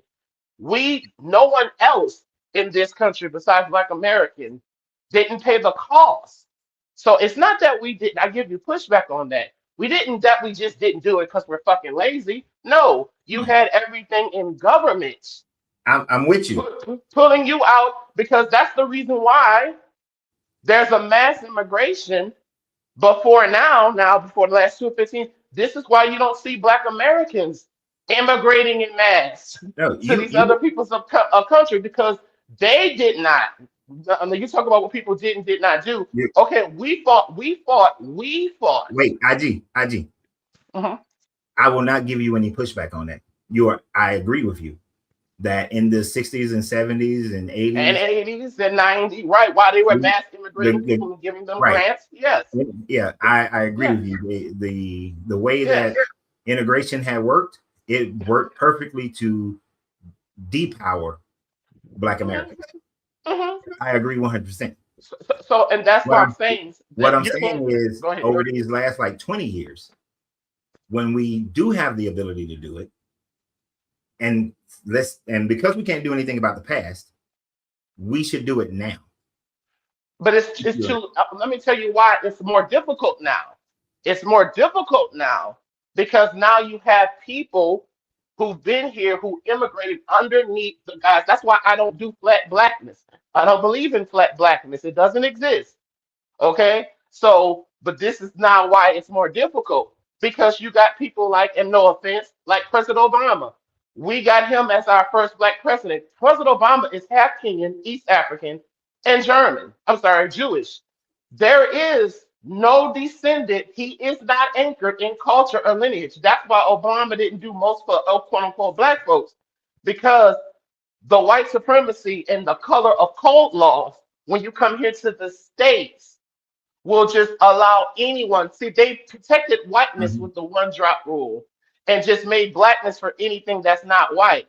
That was done intentionally because now that you have people who are here 20 years in this time, because we don't disaggregate that, we just see everyone as flat blackness, anything that has white skin, and that's the problem. Because you have people who are coming in with their own interests, which we have the 20 years. If you want to talk about the last 20 years, we can show that how POCs of color from other countries only band together with other immigrants. Matter of fact, you in San Antonio, partner, if you ever go to a Chinese or Asian restaurant, which you're going to see Asians working with the Hispanics and the other immigrants. You ain't even going to see one Black person even busting the dishes in a Chinese restaurant or buffet. And the reason why is because when you go to other places like New York, you're going to see that these people, I'm not saying they're all the enemy now, But you can't expect us to be like, well, we should be able to pick up the pieces. Well, no, the people that's getting in our way from those things are other black people that are not black Americans. I If you get what look at in our you look in our government, who sits in the Senate, who sits on the board, the judicial board, all of the people of color that are first this and that are not black American. So you got people who are sitting in the places. It's too late now because we didn't flood the mm, gates and just willy-nilly let no, everyone no. open. I'm It's a, I think it's to a certain I'm a, degree it's too late. I think I'm to a, a certain degree it's too late. I'm gonna push back on the too late part. Is it more? Is it difficult? Yes, but the too late part is never too late. That would be like saying the American Revolution was too late, the French Revolution was too late, the Haitian Revolution was too late. It's never too late. It's just it's what's relative is the leadership. Who does it? You're right. It's not going to be somebody who is fighting within the system. You're not going to change it within the system. As much as I appreciate Jasmine Crockett for standing, 10 toes down on a lot of issues, it's not going to come from that. Just like every revolution, every major change in any society, it always started outside of the government. I ain't gonna say it started, but it was pushed more heavily outside of the government. So it would have to be a grassroots movement that changes the mentality of everything. I'm part of it's a difficult grassroots and not too late. And I know I'm an optimistic person. So it's hard. It's not easy, but it can be done. It can be, and I can tell you that, and even though I'm and I'm not just speaking from emotionalism, I am part of a grassroots organization called ADOS. And if you want to look up Yvette Carnett Antonio Moore, and I can show you data, and we got to get more information so I can show you certain stuff and stuff like that. I can tell you for the last 10 years, I can show you, as a matter of fact, that that grassroots that yes, it's for Black American reparations. We have a progressive Black agenda for everyone that wants to be included. But I can tell you that everyone who has been blocking stuff, that has been blocking us, that has been keeping us, like on the political side, we can't even get a shot at YT supremacy because they got their immigrant dogs who stand with our skin, who don't stand with our lineage, our history, who do not, like you said, to prove your point, they don't come here to be part of the enemy. So then what makes you think just because of some silly shit like melanin and kinky hair that they're gonna come here and identify with us authentically? That proves my point. They're gonna come here, they're gonna come here and so that's why you can't have it both ways. That's why you can't have that both ways. You can't say that on one hand, oh, they're these poor immigrants and these people who come here for a better disadvantage. But when you do come here, you're come here to be part of the elitism and the side and proximity to power. But then the dangerous part is the chessboard lets you get to say that you're me. See, that's why we can't do this both ways. If the people who have immigrated here the last 30, 40, 50 years, because we as Black Americans have been accepting of it and everyone, if these people who have immigrated here truly were part of Blackness and Africanness, which they're not because they're not connected to lineage, then yes, we would have a different situation. But because these people came here and acquiesced and didn't care or manage to know the history of why they're able to be here because of the American descent of slavery, we have what we have now. It's no burden of proof. We can only do so much when we're the ones who made it possible. You see what I'm saying? I understand, but I understand that you're also looking at it to me, you're looking at it from the wrong lens. When you look at the civil rights movement, the overwhelming majority of Black Americans did not agree with the civil rights movement when it first started. Correct. It first started. Every movement starts out with a very low percentage of the people in agreement with that movement. It's called the law of integration of wait a minute. The law of diffusion of something. It's called the law of diffusion of something. But basically, it starts with the first 1%, then 5%, and it doesn't become a movement until you get that tipping point of 15 to 18%. Once you get 15 to 18% of the people involved, then you start to get the mass numbers of 36% and then another 36%. And you're always going to have 16% that don't agree at all. So like my pappy refused to march with Dr. King. not because he thought Dr. King was a troublemaker, as many other pastors and Black people thought in Georgia at that time frame. He refused to march with him because he served in Korea, and he was like, if they stick a dog on me, I'm shooting a dog. If they shoot at me, I'm shooting at them. So he was more apt for Black Panthers than he was for Dr. King's movement. But Dr. King's movement, when it was just in Atlanta, it was small, nobody paid attention. But as it grew, then people came on board. People come on board when they see that it's safe to come on board, when the mass have. Most people are sheep. So looking at the past and looking at the immigrants who've come for the last 40, 50 years, you got to put them in that 16. Most of them are going to be in that 16%. They're never going to join. The movement has to grow to hit that tipping point. Once it hits that tipping point, the newer people who immigrate, and some of the ones who have, they will then join in, but they ain't joining in until it hits that 15 to 18%. They're not joining in until then. It has to appear to be safe before they jump in. So they're probably, so some of them will be a part of that 36%. So I wouldn't even look for them to join. Wouldn't even look for them to be in support ever. But you have to grab the ones who are, and then keep the movement going and get it strong enough to hit that tipping point. That is how any product becomes a top selling product. That is how any movement becomes a true movement.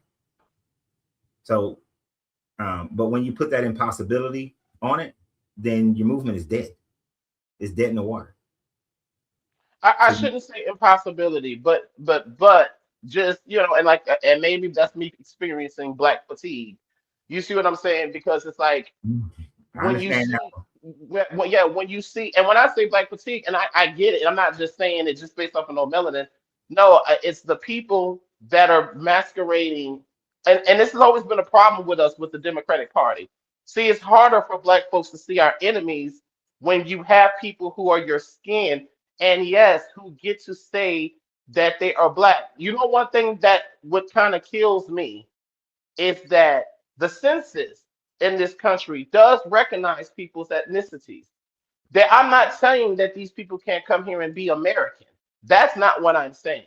Because there's a way for you to identify as being Haitian American, Nigerian American. The reason why I bring that up, because there's a pick and choose when they decide to be Black. See, when they're around us in the hood, and as this determines how they vote. I'm not just talking about culture. This determines how they vote, what they lobby for, what they believe in politically. If you pick and choose when you're around us to ingratiate in our culture, but when you're around white people and white people of color, you make sure to revert back to nationality. Oh, I'm not Black, I'm Haitian. I'm not such and such and such.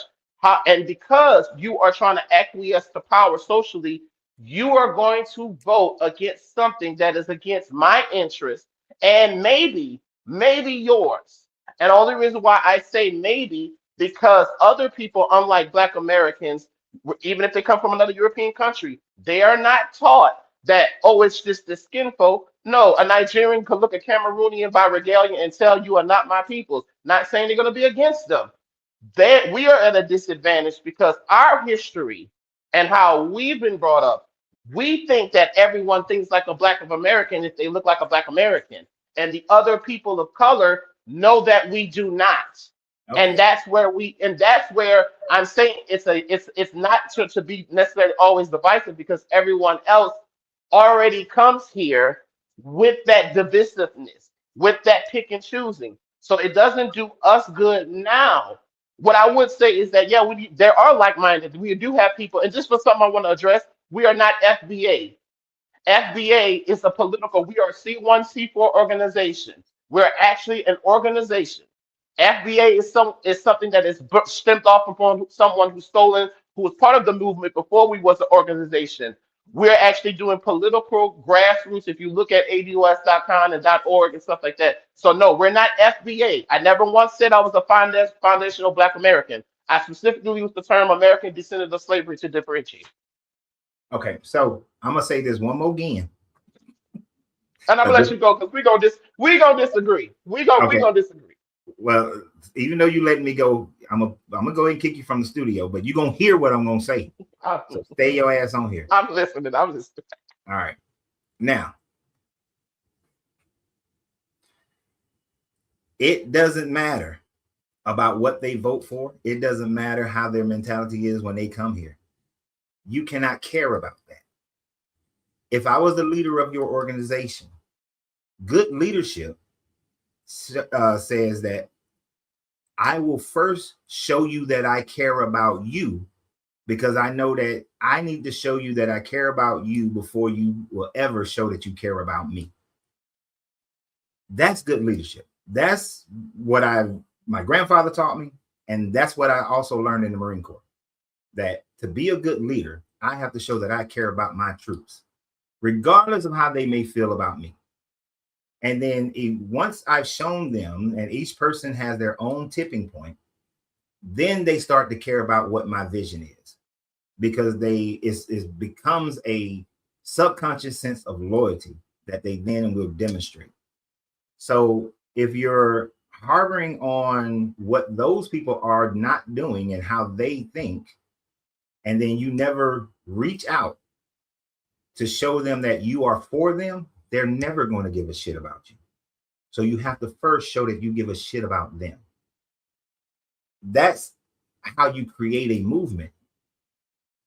You got to stick out your neck first before they join you in sticking their necks out.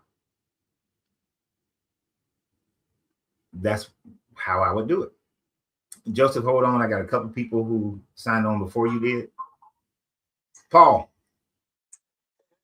How's it going, man? Hey, good to see that you're still around, still kicking. Definitely good to think about you when I be going on TikTok. Glad to see you doing well, man.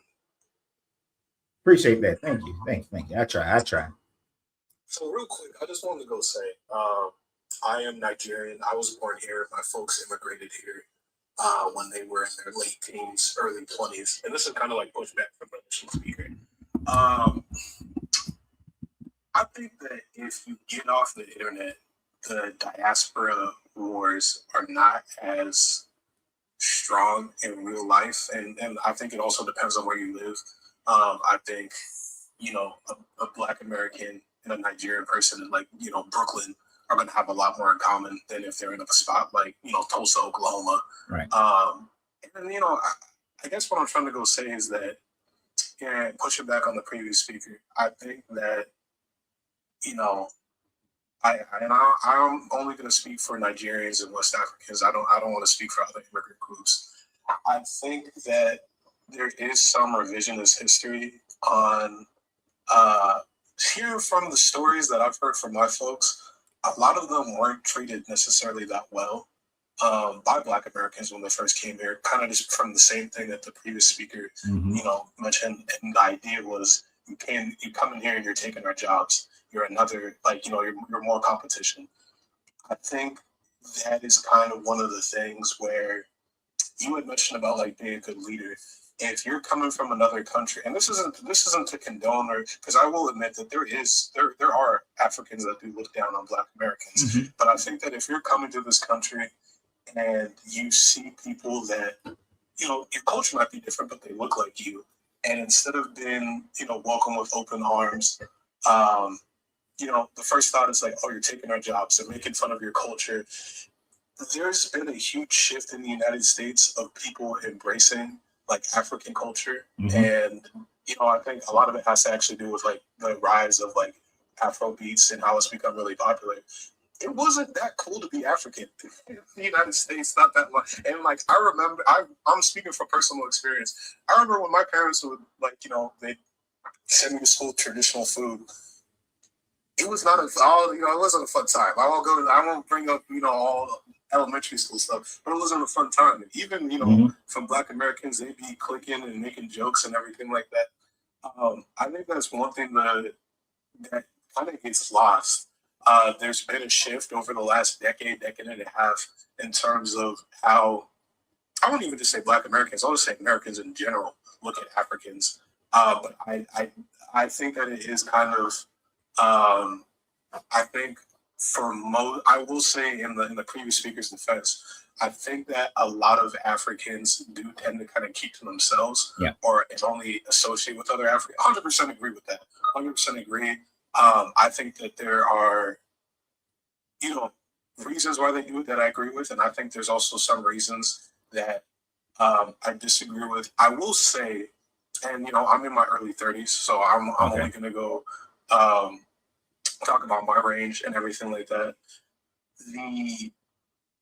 To my peers, the people in their 20s, 30s, and 40s do not, by and large, do not harbor a lot of the same negative thoughts that people in my parents' age range might have had about Black Americans. I think that a lot of this discourse is really only online, where you see it be like heavy anti, me personally. I mean, hey man, I've been on your lives before. I have no issue with you. I live in it used to be a Black city. Now it's gentrified. I live in a gentrified city that has great historical relevance towards Black culture, and I'm heavily influenced by like Black media, specifically Black American media. I just don't really know if it's fair to just sit on here and say, hey, the Africans are the problem. I just don't really agree with what the previous speaker said. I think that there's way more. So now, one thing I will say, and this kind of tying it into your talk, the issue with a lot of Africans is that they tend to be very conservative. Mhm. And I say this growing up in an extremely conservative. When I was growing up, there wasn't, at least in my family, we didn't hear about right wing, left wing. I just think that a lot of it comes down to, it's not an immigrant thing, it's a religion thing. You come from my folks were a step below Westboro Baptist in terms of how conservative, I grew up. I think when you look at it from that perspective, that's a lot of the reason why, when it comes to certain things that sit out, it's also because of religion. Is that I think that plays a major role. Well, and you see it with Black Americans too. The most conservative Black folks, we voted Republican as well. Yeah. Now, I'm glad you told me what your age was, because I was going to ask you that question. A lot of this comes from the misinformation, miseducation of Black people around the world and people around the world. So I grew up, I'm 54, so I'm only 20 plus, 30 plus. Well, you say you're 30 something, so I'm 20 plus years old. I must be 30. All right. So I grew up where the education towards Black people in America was everything about Africa was negative. And every African was negative. They were running around with bones in their noses, even down to the cartoons that they showed us on TV show Africans in this more savage state. And the top dog African was Tarzan, right? They're serious. They're serious. If you would have grew up, there is not one Gen X that most Gen Xers, I ain't gonna say not one, most Gen Xers grew up with that mentality. And I thought that way. I used to walk around a good way to joke on another Black person. We call it joning. We joan on somebody, was to call them an African booty scratcher. Yep. Yeah, right. That's literally stuff I was called in elementary school. So we were taught that there was nothing good about Africa and that your history started in slavery and that they were running around doing the most heinous things. Then what started to change my perspective on that was when I was able to travel to other countries. And of course, and reading as well. Reading books, by Alex Haley, people like that, ISIS Papers, all these other different books. But actually going to these other countries, one of the first things I recognized is that Europeans were misinformed about Black people. They thought that a lot of Europeans thought that every Black person was shooting and killing and raping and murdering, because that's all the Black news that they had. The only good Black person that they knew about was Bill Cosby, because they only got the Cosby Show. So they thought Bill Cosby is the exception. Every other Black person is exactly what the American media has told us about Black people. So when I first started going to some of these countries, they had a negative thought process on Black people. And then when I first went to some African countries, they had a negative thought process on Black people. Now, As we moved into the 2000s, which that was then start to incorporate your generation, you started seeing the real Africa. Africans started seeing the real Black Americans. So the older Africans still had that mindset, and the older Black Americans still had that mindset of negativity, but the younger generation was starting to see like, well, no, it's a little bit different, right? It's not the same. And when I moved to Germany, because so many Black people had been living in Germany, their mentality towards Black people in the cities were much different. In the country, they were just curious as hell. But also African immigration into Europe also had been changing their perspective on Black people and Africans. In America, it still was different because of the isolation that people would choose. Like living in Atlanta, Nigerians, most of them were over there in this area called DeKalb County, in one particular area of DeKalb County, and they stayed to themselves. It is only expanding outside of that community that people start seeing a difference. But this is mostly the younger generation. The Gen Z and millennials are the ones who see it differently, which is why if I was leading a organization, I wouldn't go after Gen Xers. Fuck them, even though they got more money. And I wouldn't go after them. I would go after the Gen Z and millennials and whatever the next generation is, because those are the ones who, and you're right, most people don't realize how much Afrobeats changed the mentality of Black people in America towards Africans. Music. 100% agree with. I firmly believe that. I mean, and you've even seen it where I've seen artists that I did not think would work with Afrobeat artists, whether it is Chris Brown has damn near been adopted by Nigeria. You got people like Bruno Mars that's been doing Afrobeat. You even got Ed Sheeran, the white ginger, making Afrobeat songs with different. And so it's things like that. You know who you got to give most of that credit to, though, right? You're talking about Davido and Wizkid? But who brought him? For who? For Black Americans. It was Rick Ross. Really? Rick Ross is the one who made Afrobeats international, because it was he who brought people like Davido into the mainstream. And he worked with Akon as well, but it was Rick Ross who brought it to the mainstream. So, and most people don't know that, but a lot of the Nigerian artists, Rick Ross saw, well, one, they got a big ass population, so there's a lot of money to be made there. And then he saw that he can bring this to a larger stage. He then incorporated Akon into his process, and that is what moved the needle for Afrobeats, for Nigerian music. Interesting. Now, like I said before, this is why, because of that misteaching, that miseducation, I would not focus on Gen X and baby boomers. I would focus on the younger generation, because those are the ones who did not grow up watching Bugs Bunny cartoons where Africans were portrayed in a negative light. So they have less to deconstruct from that time, from their mindset of what they were taught. And I've noticed it being like a reoccurring thing where most of the, I don't want to say most actually, a decent amount of the women that I've dated are also Black American. It's not just like, West Africans. And my experience with dating them, or at least let me rephrase it, my experience with their parents when it's come to Nigerian culture it's always 50-50. It is either what you mentioned about like, hey, is your family back home? Do they live in huts? Like, do they even have electricity? Do they even have what? I've been asked questions like that. And on other hands, I've had them look at it like, I got family that lives in the UK. I'm not over there asking them, hey, like, are you meeting with the Queen for biscuits and crumpets every day? Like, that's this. We just look at it like, hey, it's different cultures.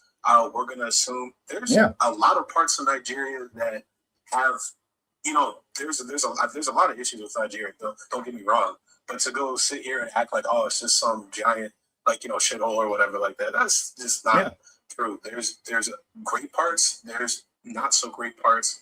I think that the major issue with Nigeria is that it is very pay to play for everything. In a lot of aspects, the United States is the same way. But I think that that's one of the things is that Nigeria is a great country to live if you were in the forget about 1%, but the 0.01%. If you were in the 0.10%, Nigeria is an amazing country. Yeah. If you're not, yeah, I experienced that firsthand. You know what I mean? Then it becomes very difficult. And so that's all I have to go say. I'm not over here looking at like, and for what it's worth, a lot of Nigerian men are with a lot of Black American women.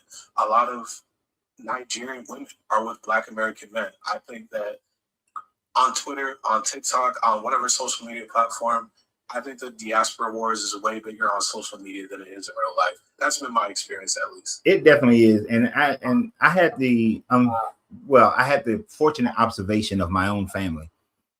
So one of my nephews is married to a woman from Zambia, and when they had their, what were we doing? Oh, we had their engagement party, right? And it was Zambian style. My mother, aunts, the older generation, and some of my older cousins and whatnot, you can see they turned their nose up. They didn't mind the dancing, they didn't mind the music, but some of the food, they turned their nose up. Oh yeah, absolutely. Wasn't willing to try much of anything, and that irritated me. I told my mom and my aunts now, y'all are being disrespectful as hell. And for African food is expensive to cater for a wedding. Wildly expensive. Mm-hmm. And so I saw that. Now the younger generation, they were willing to try they had like fried worms. Okay. And they were willing to try it. Tried some of those things. I tried some of it.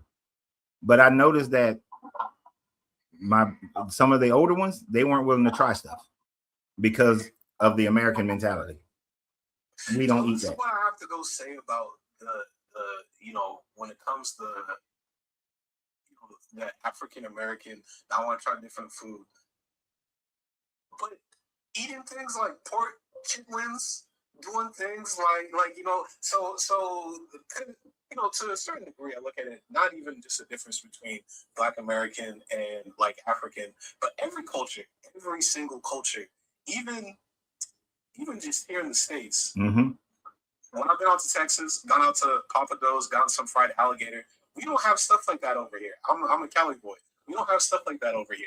And so there's some people here that would look at that and be like, hey, that's different. But I guess the way I'm looking at it is that to go sit here and to go demonize all people that live in Texas and think that their culture is backwards because they have fried alligator, that's crazy. I but people do. I don't know what that previous speaker, I don't know what their interaction has been with, and it seems like, I don't know if they're still here, and I'm not trying to go tell them, but it kind of sounded like they were coming from a place of hurt, like maybe they had some not so great experiences, or maybe they had just experienced. I would say is for, he's still on YouTube. I would say that it's fatigue. Okay. And he's older than you, I think. So it's that fatigue of, we've grown up with the separation. We've grown up with the discontent between the groups. So it's hard to change it, which is why I was saying we can't look at the past. We have to re-educate ourselves into the current format and then work with those who are willing to be worked with. Otherwise, everything's going to stop dead if everybody's holding on to what used to be. The education and knowledge base is not the same as it was in the 80s. We didn't have the internet to be able to see that Africans had they had some of the same major cities that we have. Not just what National Geographic showed us as far as starving children and people in huts and shit and, all that sort of thing, which they made it seem like it was ass backwards, when actually they were more in tune with the earth and nature. So that's why we have to re-educate. That's why we have to, I do see a lot of, I think social media is useful because I see people who are showing what Africa really is like, who are showing what Black Americans are really like. So I think that social media is doing a great thing in doing that. That's why I follow this guy named Wode.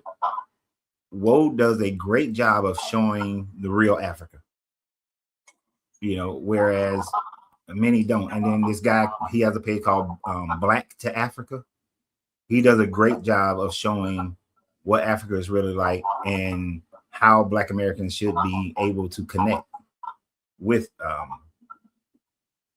Africans instead of having this separation, because we were taught to be separate from Africans.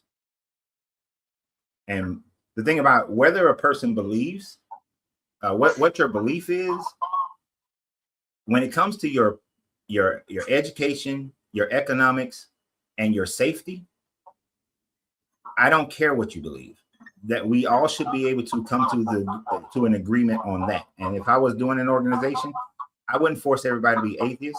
I wouldn't force everybody to be Christian, which is a hard thing to do, because Christians don't want to deal with other organizations unless it's Christian based. A lot of them. I'm gonna say a lot of them. There are others who don't give a shit because they recognize this is about economics, this is about safety, and this is about education. If the focus stays there and gaining political power in order to facilitate those three things, then the organization will have life in it. The moment you make it about a religion, the moment you make it about a culture, you've destroyed the organization. So, yeah. No, I definitely hear that. Mm-hmm. Well, I've been on here for a minute. Yeah. I want to go give someone another opportunity to go speak. Your 20 minutes is over.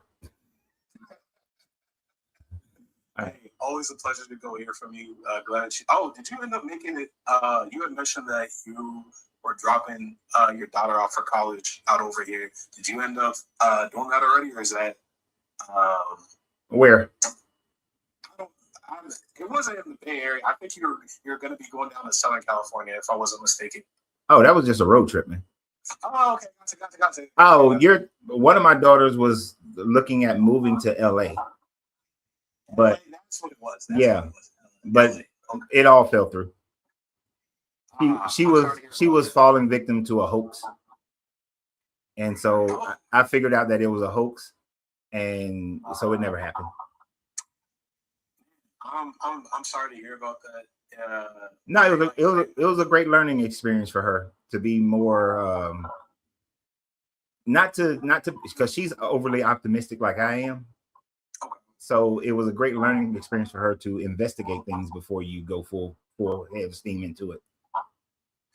Yeah, I mean, I guess it's a good learning moment, and I think first time I ever got scammed, I was 17. I don't know if you know what a green dot scam is. It's when they someone reaches out, the money flip, they tell you, hey, I have, if you send me $200, I can turn it into like 4,000. I know some strings in the bank. And I was 17. This is still during the great financial crisis. Things are real rough at home. And I had a little job, wasn't making much, that I was doing while I was in school. And some guy told me, hey, send me 200 and I could do it. And I'll just put it this way, I didn't get shit. Now, I haven't heard of that one, so I'm good on that one. Hey, brother, always a pleasure. You take it easy. Appreciate you. Take it easy. Yeah. Oh, shit. I'm hitting all kind of wrong things here. I was hitting him to disconnect, and the damn thing changed on me. I got one more person before you, Yusuf, if they still on here. Joseph. So hold on. Nope, they're not on here anymore. So we got Joseph, and then after Joseph, we're going back to TikTok. To who's next on TikTok? Constantine. So Joseph, then Constantine. Joseph. Joseph. Good afternoon. Good afternoon, sir. Welcome back to the show. Oh, thank you for having me. I've just been passively and curiously listening to the last few guests and their thoughts and perspectives on the topic. right? People choose their indoctrinated religion and politics over their lying eyes. I think that's a tricky one because it's the people often who think that they're enlightened or that their eyes are open, who think that other people are blind. Right. So those are typically the ones who are blind. And the more steep they are in whatever religion or faith they believe in, or politics that they adhere to, usually they can be one and the same. Then they're probably much more likely to be prone to be deceived. Or if they see something that's right in front of them, they're less likely to give it as much weight as if they support that particular political organization or religious dogma that they personally believe in. So I think, what is that? Cognitive bias, I think is the correct term for that. Confirmation bias. Confirmation bias, yes. Right. Confirmation bias is susceptible. when the confirmation bias is when you seek out certain things just to confirm what you already believe. Cognitive dissonance is when you ignore information in order to maintain what you believe. So you might be saying cognitive dissonance is the one that you're looking for. Both, actually. Well, I mean, they both work hand in hand. Yeah. They just work a little differently from each other. Right. Confirmation bias, they're saying what they want to see, and cognitive dissonance is not believing or seeing what they should be seeing or what's right in front of their face, essentially. Exactly. Yeah, that's dangerous, and it actually takes a lot more effort. Well, because humans, we like comfort, so we like things that are just the same. We like patterns, and anything that breaks that pattern makes us antsy. So to intentionally go out of your way to look for a pattern disruption, which is something I personally like to do, even things that I hold strongly and I believe this to be true, I don't like looking to or listening to or seeking out information that confirms what I already have a strong bias towards. I like to look at the total opposite on purpose. Right. To almost kind of like, is there anything on this side that would disprove what I already believe strongly, to prevent myself from having that cognitive dissonance or confirmation bias? I don't think most people don't go through that process. It's very uncomfortable, even when I do it. But I've done it so much that I'm used to it.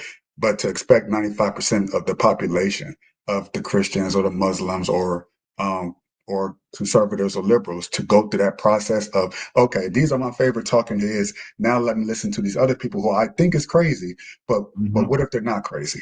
That takes a lot more effort because now you're being challenged directly. It's almost like telling people how to eat. When you're talking about religious or religion and politics, you're ripping a part of their identity out, and so it's going to be difficult for them to look at that video that you showed of that man being obviously being taken out unjustly due to ICE, which that was the first time I saw that. I've heard about it, but that was the first time I saw footage of that. And just that 30-second clip, it was clear to me that he was trying to look after the lady that was being rough handled by the ICE agent. And he got caught in the crossfire due to their improper, I don't think they have any training, to be honest. It seems like they're just recruiting these people into be ICE agents because where they're getting all this sudden number or this influx number of agents out of nowhere. You can't possibly have enough time to train these people like you would perhaps like an officer or someone with a military background like yourself. So it seems like they're grabbing a lot of people who have a desire to play cops and robbers. Like, just grab anyone we need because we need as many hands as we can get. Here, you get a gun, you get a gun, you get a gun like Oprah. Get a weapon, you get a weapon. And that's clearly it's not good. It's obviously not good. It's not good for optics. It's you don't have a bad criminal record. Okay, we'll just take you off the street. Oh, you have a sense of justice. You're a 4-hour administration. Okay, then you get a badge too. And that's clearly not working out too well. for them. So I guess that's kind of like my statement for now, and I'm open to hearing what you have to say on my thoughts. No, I agree with you. I actually can't think of anything that you said that I disagree with, because I mean, that is just the totality of the situation. In order to change a person's mindset, that is very, very difficult to do so. You have to show them way more information, or something just has to be like dead right. And it has to be even beyond this. So let me rephrase that. To change a person's mindset, you got to hit them where they hurt. If you don't hit them where they hurt, they're not going to change their mindset. So a lot of these people, they went straight to once the first government officials started making their comments about what happened, it became irrelevant to what their eyes saw in that video. They only saw what that agent had told them when the first thing happened, before they even seen anything. Then once they see it, they start to only see what that agent had told them. This is why they had to get out first and say that, oh, he's a domestic terrorist, he attacked those officers, and so on and so forth. That man never attacked those officers at no point whatsoever. He tried to defend himself when they ganged up on him and was beating him with a pistol. And I don't know anybody who's getting beat with a pistol with 6, 7 other people on top of them is going to just lie there and take it, right? You clearly saw them take his gun and then run away. And at the same time, the other officer pulls his gun and shoots at him. That doesn't matter, because these people are poorly trained. It's like I said in my video, if you were trained either in the military or in the police force, you never say, if you're taking someone's weapon, this phraseology is weapon secured, not gun, he has a gun. Right. He has a gun translates to most people's mind as he has the gun in his hand and he's ready to shoot the gun, right? So ill-trained people will just scream out, he has a gun. And we don't know if somebody said that. That was my thought process on that part. You don't hear anything about gun until the first dude starts shooting at him, right? That's when you hear gun. And then after the man is laying on the ground, you hear gun. But before that, you don't hear it. So poorly trained operatives will make those types of mistakes. And those mistakes ended up in this situation with a man's life being taken. It's hard to change these people's mind on that. It would have to be their own talking heads would have to finally give in to the reality that this man was murdered before they would start to think otherwise, because they're not going to go and listen to anybody else who's saying the opposite, because they just don't have that mindset. They need that confirmation bias so that they can support their cognitive dissonance in these types of situations. So it's a hard road to go, and you're never going to convince most of them, which is why I don't worry about trying to convince most of them. On my regular Facebook page, my personal one, when people have been arguing about this situation, some of the hard-coded people, I don't even bother with them. The only time I say something to them is when they say something that's just completely outlandish, or they bring in commentary that has nothing to do with the situation. So, and like Sync just said, 555 just said, they offered these people all kinds of money that these people have never seen before. $50,000 signing bonus. They're giving a $40,000 bonus this year is what they're trying to give these people. A lot of these poor people who've taken up this cause will join in simply because of the money. And then they will use their confirmation bias and their cognitive dissonance to support their actions, because it's their true God, the money, is the thing that's making them join into this situation. So I agree with you. It's a hard road to hoe. And we're not going to change most of their minds. But what we can do is formulate our own base, our own power structure to defend against this bullshit. because that's the only way you win, or at least come to a level of people can be held accountable for their actions. So that's about It's a all I long got. power structure. So you're Mhm. talking about like our, as far as talking about like Americans in general, or Black Americans specifically? I'm talking Americans in general. Americans in general. In this situation, just as I'm an independent politically, in these types of situations, I'm also in. It's not about me being an atheist. It's about I'm independent of that. I don't give a damn if you're Christian, Muslim, whatever. This is about safety, education, economics, and I'm gonna say your rights under this government. That man had a right to have his gun. It Mhm. shouldn't be a rule that you can't carry a gun at a political event, because those same people who cry that, oh, he shouldn't have had a gun at a political event, they didn't have shit to say when them Proud Boys and everybody else showed up at January 16th or any other thing, any other event. As you can see it on my screen. Let me put it up for TikTok. These people showed up. They showed up with their guns. Nobody had anything to say about them showing up with their guns. So, and said that they had a right to be there with their guns. So how are you going to tell this man that he didn't have a right to show up with his legal weapon,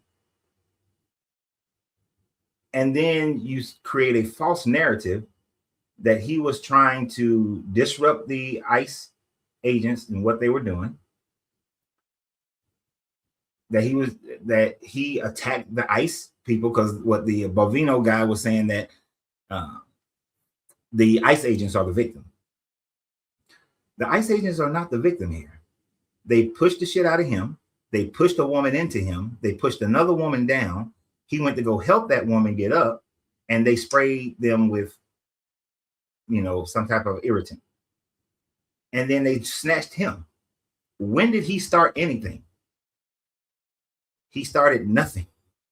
He was utilizing his right to watch and record, his media right to watch and record what these ICE agents were doing, and they attacked him for it, as they have attacked many people who were just videotaping them.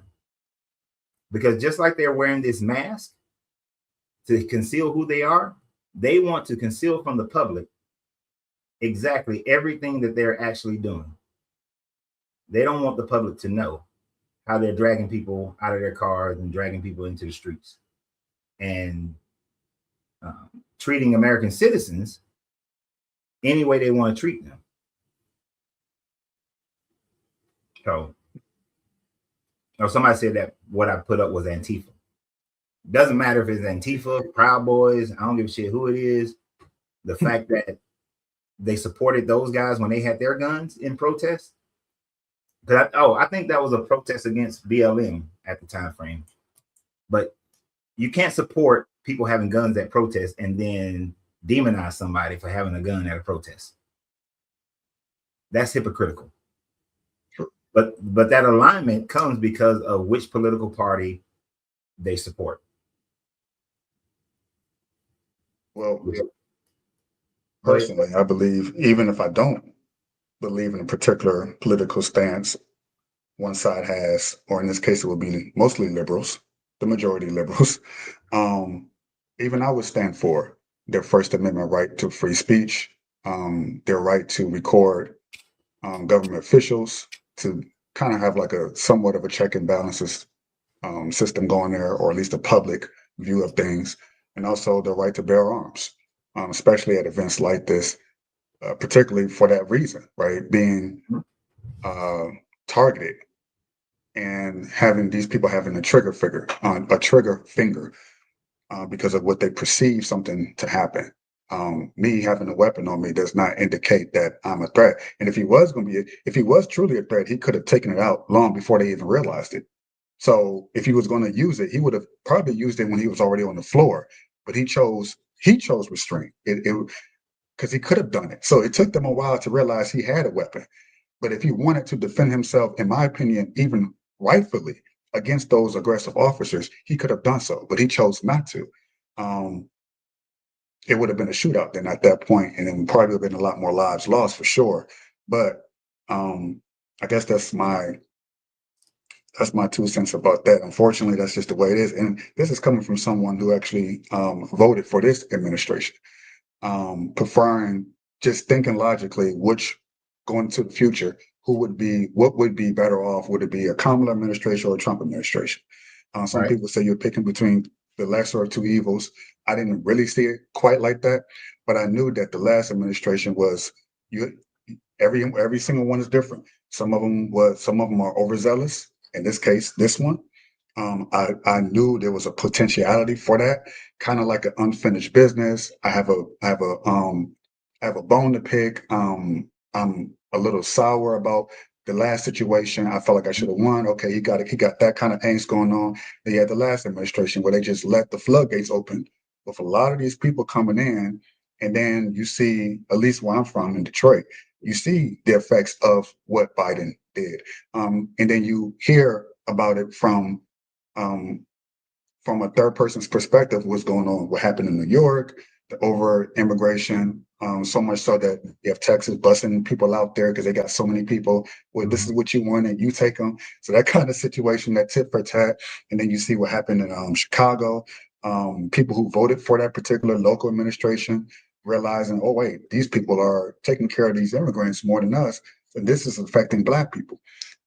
So what you have is kind of like, it's weird. You have this pendulum that's overly weighted on one side, and then that weight has been completely taken off with no barrier, no slow rise to the top. Just rip off the weight and then put that same weight on the other side. So you got that ding ding, right? It's boom boom, but there's no balance in terms of how to solve this issue. So it's, in a way, they're overcompensating by trying to fix a problem that was created as a result of letting the floodgates open and having millions of people flood this country. So I personally would argue that their intention is good. Although I know a lot of people on the other side would say, well, they meant evil and harm.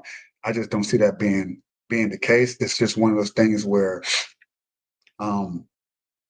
overzealous and kind of figured this will probably happen, most likely.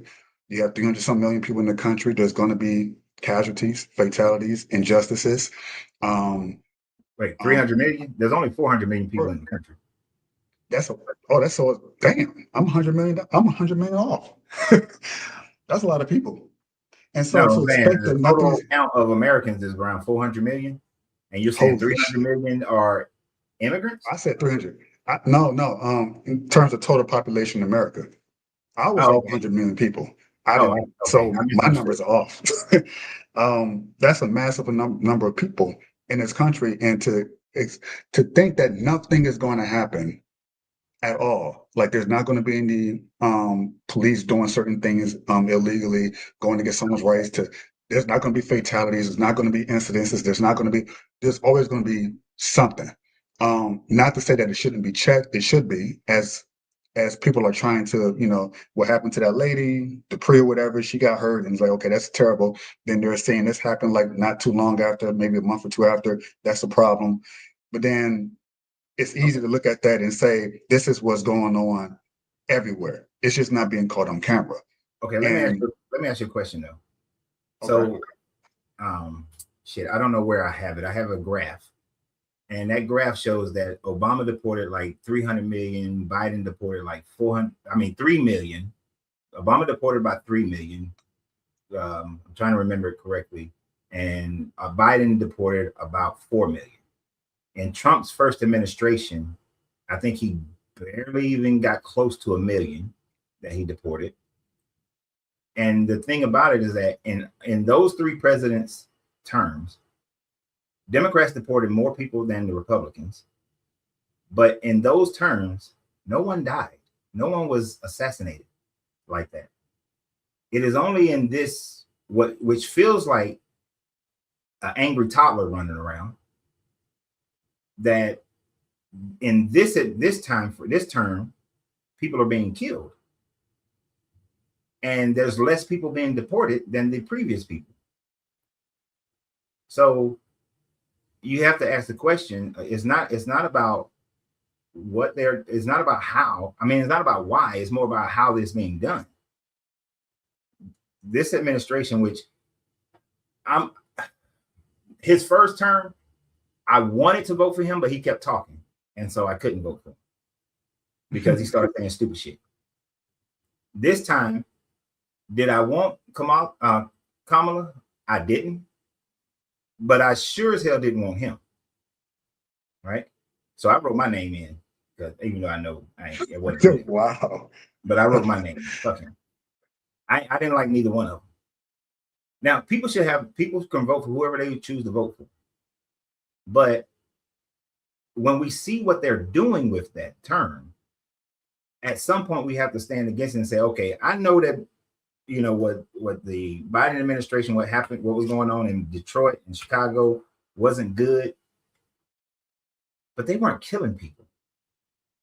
They didn't give extremists weapons and authority to go and do what they're doing right now. So even if I had voted for him, at this point, I would be in regret of that vote, because now I'm seeing the evidence of what this term is doing. And, you know, the whole Venezuelan thing, the Greenland thing, the Iranian thing, which is very hypocritical on the Iranian thing. I would have to support getting this person out of office, because if he's done this in the first year, what the hell is going to happen over the next 3 years if we allow him to still maintain his position and maintain his authority? It is likely we could be thrust into another world war because of what this man is doing. So I would have to. Is that likely?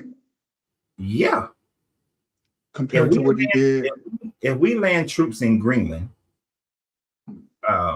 you got the rest of NATO who will not stand by and just let that happen.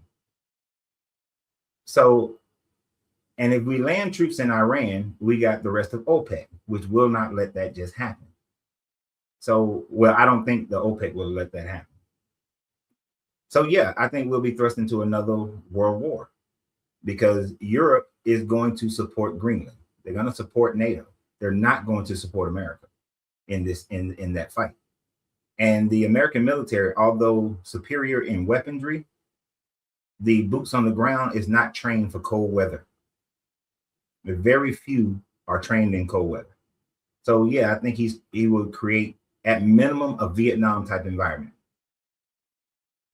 You know, and well, it won't be as harsh. It'll be, the cold will make it harsh. You don't have the jungle, but I think that he's barking up the wrong tree. We don't need Greenland. We already got Russia as a neighbor. It's called Alaska and Russia right there. So what the hell is he talking about? And you don't either, and whether a leader is good or bad, no country has the right to go and kidnap another country's president. You let the people of that country decide if they want to maintain this situation. And it's not like we haven't sent a 3-letter organization into other countries to disrupt their government. We've done that plenty of times. So no, this dude is straight wrong, you know. And really, the problems in a lot of these places, a lot of these cities and states, it's not federal government that's the problem. It's local government. That's the problem. So that's where, and this is one reason why I don't like the fact that, like, Black people and other minorities have a tendency to vote one specific way, because you're going to keep getting what you've been getting if you keep putting the same damn people in office with the same mentality. You know, once people show you who they are, believe them. That's who they are. So not to say that you should have voted differently. Vote how you want to vote. And I understand, because I'm conservative. I'm conservative in my nature, but I'm not going to vote for somebody just because they are on a party that claims to be conservative, because we see what that conservatism has turned into.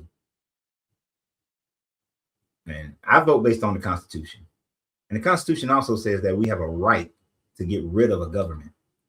by whatever means are necessary to get rid of that government. Since they always like to talk about the Constitution, they skip that part. And that man had a right to bear arms. So, I mean, I guess, well, you mentioned quite a few things. Anyone on the outside looking in would, if they heard what you just said, being against going into another country, which I don't think any country, well, we particularly don't want to do it, but there's a number of reasons. I mean, I've had to do some research, even on the Iran situation. It's there in that case, it would appear that they expected American intervention, and that their angst is that they're not getting it soon enough, since they've been protesting, rioting, and they've been mass slaughtered. I mean, I've seen some footage. I can't even bear to see no more of it. But I just take their word for it, coming from the people in that region. And the reason why they even decided to go forth with that uprising is because they don't have the weapons to counteract, as we do here, to at least counteract to some degree the firearm or the firearm power that they have against their people there. So they was willing to put themselves in that situation, being slaughtered. They say hundreds. It looks like, I feel like it might be somewhere in the thousands at this point, on the expectation that the promise that Trump said he was going to come there. So there is kind of like like you mentioned earlier, movements don't typically start. It starts with a small number of people, but it takes a while for it to get some traction before other people kind of join in. He wasn't going to go in there without, any motivation other than, we don't want you bombing Israel. But then the people said, we don't like our government. And so but will you come and help us? And then Trump has made a promise that I think he should keep, that he's going to come and remove, I guess, the Ayatollah, whatever current government is in place that has been oppressing those people for the last 40 years. And so they, from my understanding, made that move to put themselves in the line of fire, to risk their own lives, which they're doing, to change things, but knowing that there's only so much change they can do if you don't have any weapons to counteract it. So expecting American intervenence to take place. So they're very slow with it. We'll see what happens. I personally think in that case, it would make sense to intervene. In terms of Greenland, I've done some research on that too, out of curiosity, like, why does he want Greenland so badly? I wasn't entirely sure. So I've had to kind of do some deep dive studying on both sides. Okay, I know this is a liberal, I know this is a conservative. What are they saying from their perspective? And kind of meet somewhere in the middle, that because of the warming climate temperature, which is true to a large extent, because of the positioning of where Greenland is at, the resources that's there. America being an imperialistic country, we got to where we are because of that conquering mentality. You don't become number one by accident. You do it by, well, we are products of that, right? Slavery. You do it, Indians, Native American Indians, kicking people out, bringing people in, having some sort of divide and conquer mentality. You become number one by aggression.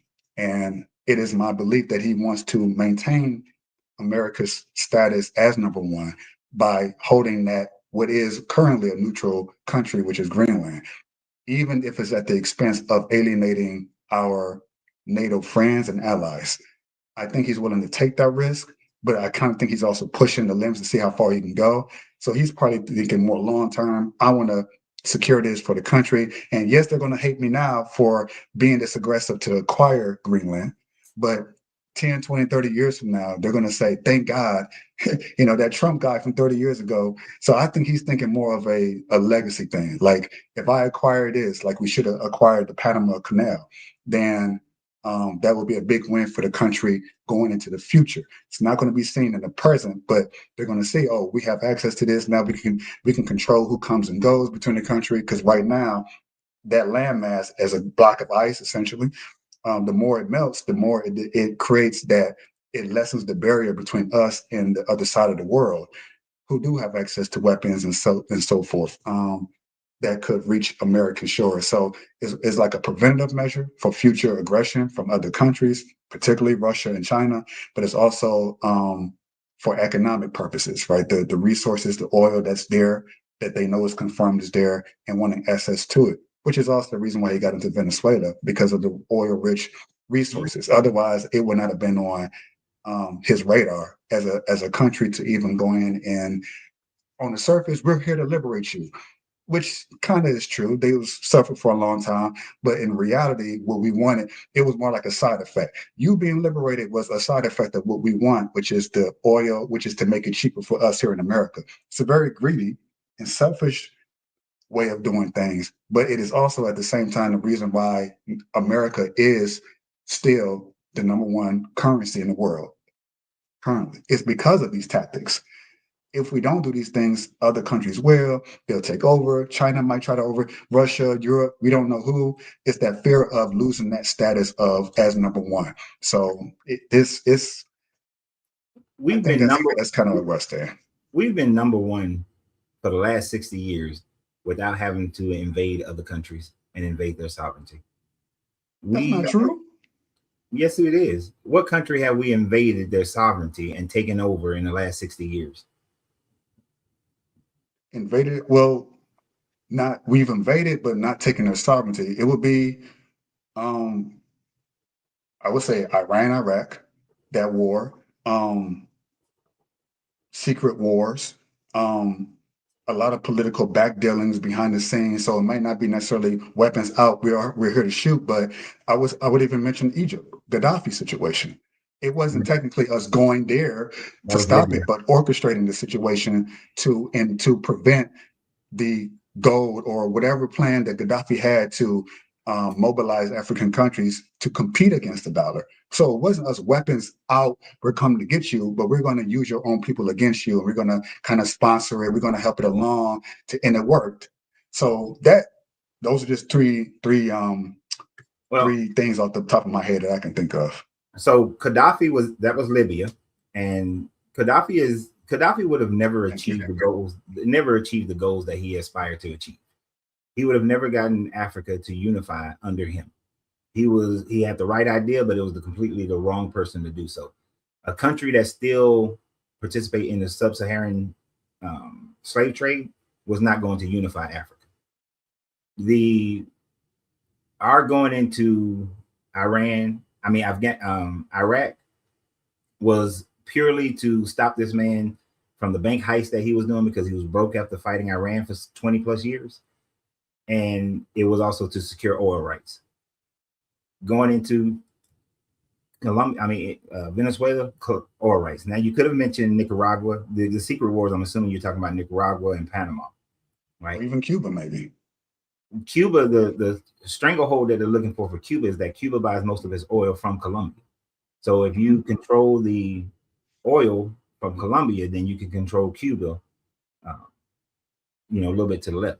Now, we haven't seen any aggression on this side of the world other than Russia trying to go to Cuba and put missiles there since the 1960s. China has only invaded Japan, and that was after Japan had invaded them, and that was back in the 1930s. And only other place that China has ever invaded since then is Taiwan.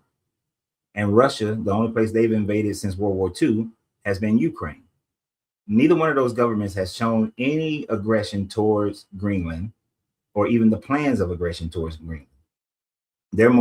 Russia is more concerned about their former bloc countries, and China is more concerned about other Asian countries. There's actually no evidence that anybody was talking about Greenland, right? So this is one president. That actually there is. That was Herbert. No, not Hoover. Eisenhower or Hoover. I think it was one of the two. They mentioned it. They offered the equivalent, I think, of about $1 billion worth of gold to Greenland, to the Greenland people. They declined it. This was shortly after World War II or something like that.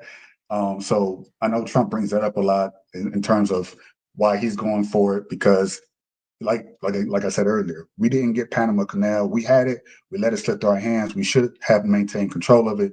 Now they're saying they're trying to get damage control because of the issues that is happening over there, controlling that port of entry with the ships and everything, China getting involved. So they see that as an example. And I'm just thinking from their point of view, they see this is the result of us not having had control of Panama Canal when we foolishly gave it up. Now we're having to do damage control. To prevent that similar situation from happening again, let's just take Greenland and let's see if we can just kind of make a play for that as aggressive as we possibly can. And make a deal if we can financially with the people. I don't think they're going to give it up financially. I don't think there's enough money to. So I don't know what he's going to do. They try didn't to take that. So you're talking about Truman offered Greenland money to try to buy Greenland, right? But he just offered money, and when they said no, he went on about his business and just continued to cultivate the relationship between Denmark and Greenland, so that. And which was the formation of NATO. So we don't have there's no reason to attack them aggressively. And we can peer down the history. Well, we can try to peer into the future, but if we peered into the future, then America becomes an imperialistic nation. That means we take Mexico, we take the entire and we take Canada so that we control all of North America. And then we take Central America and then take South America. Anytime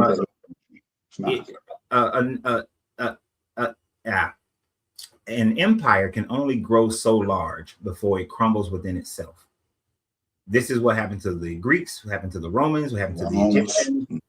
It happened to everybody who tried to grow their empire beyond the limitations of what their empire should grow. America has no business trying to grow its empire because it's as large. Right now, we are as large as we can handle. We cannot fight a defensive war or even an aggressive war in Iran and in Greenland and in South America. We would crumble internally if we tried to do that. This is why Hitler lost, because he attacked Russia. When he was just fighting one front, he was able to win. As soon as he tried to fight two fronts, that's when he started to lose. We will be fighting three fronts. That is a lost situation, irregardless of the fact that we have this overwhelming amount of power. Once you anger Russia and China and NATO, we're out our wits' end. We can't fight all three of them. We would lose that fight. We wouldn't lose this country. But wherever the fighting is going on those three fronts, we would lose at least two of those fronts. The only one that we may be able to maintain and win would be on this side of the planet. On the other side of the planet, we lose it if Russia and China and NATO come together.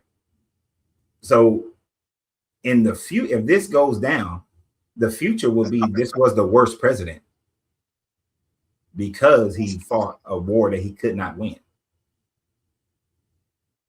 What if he does?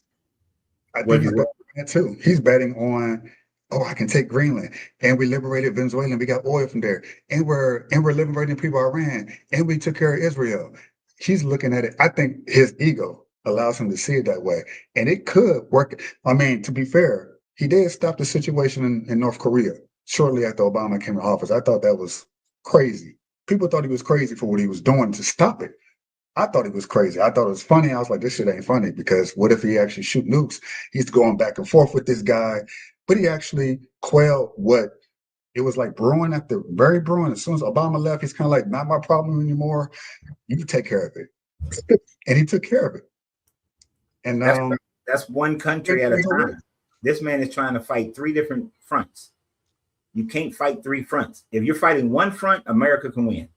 But three fronts, we're not going to win a three-front war.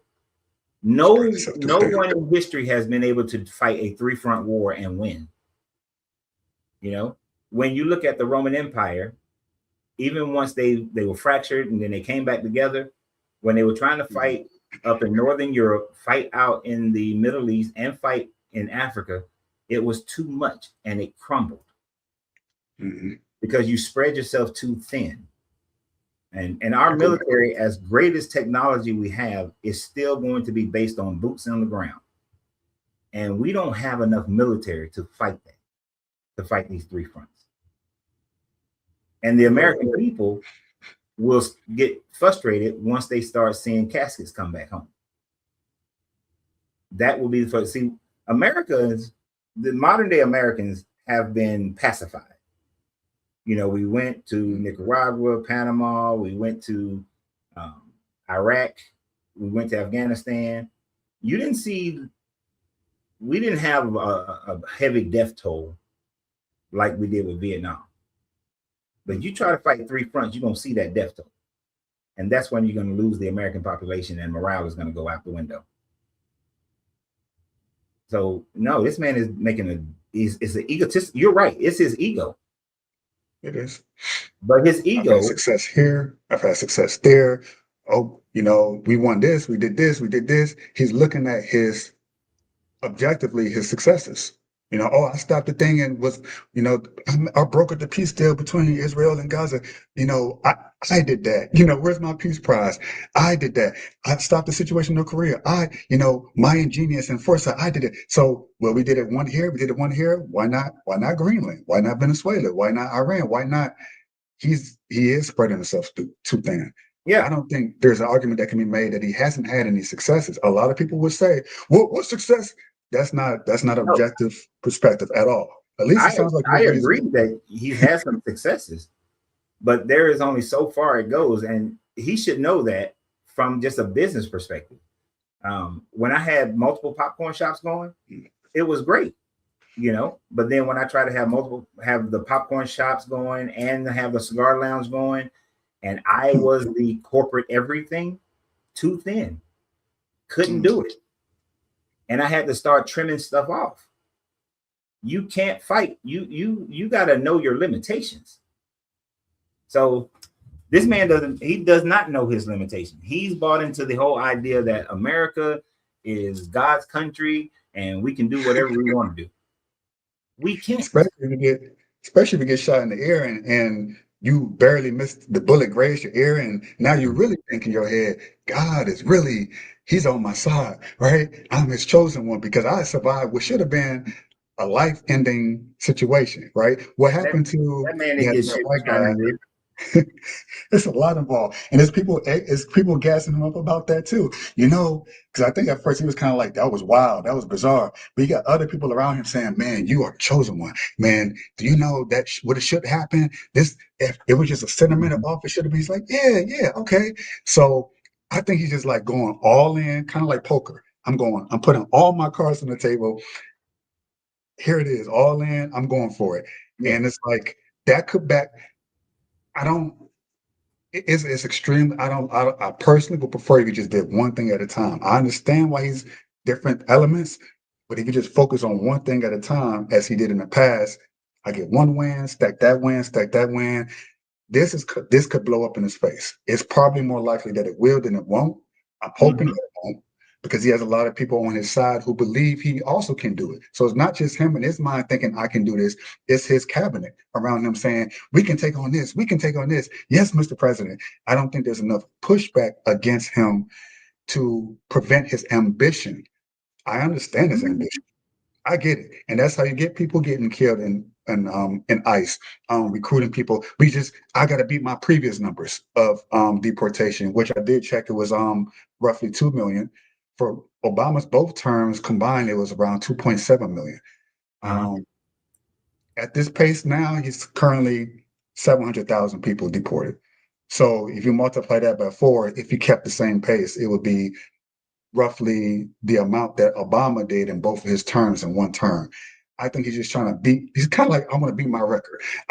This is what I did. And the first time I want to beat, this is my last hurrah. I think that's just his mindset, and I think his intention for the American people. I just look at his Oprah videos and his previous interviews. What he would do as president, he's doing exactly what he said he was going to do. What he would do.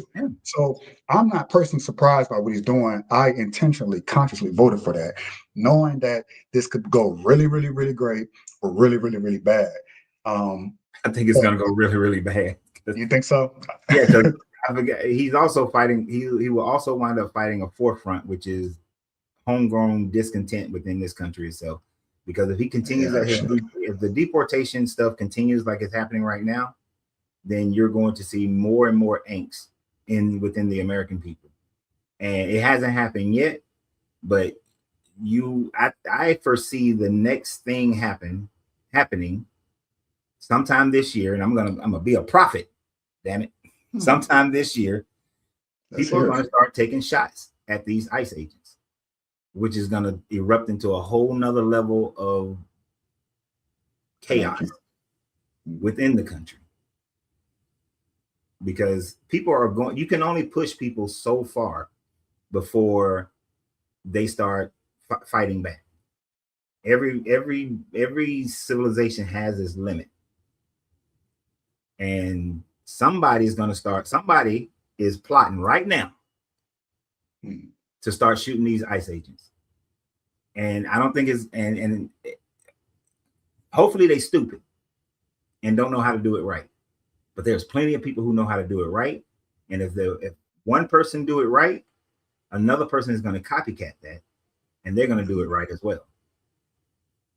So the man, he's creating his own chaos that's going to wind up kicking him in the ass.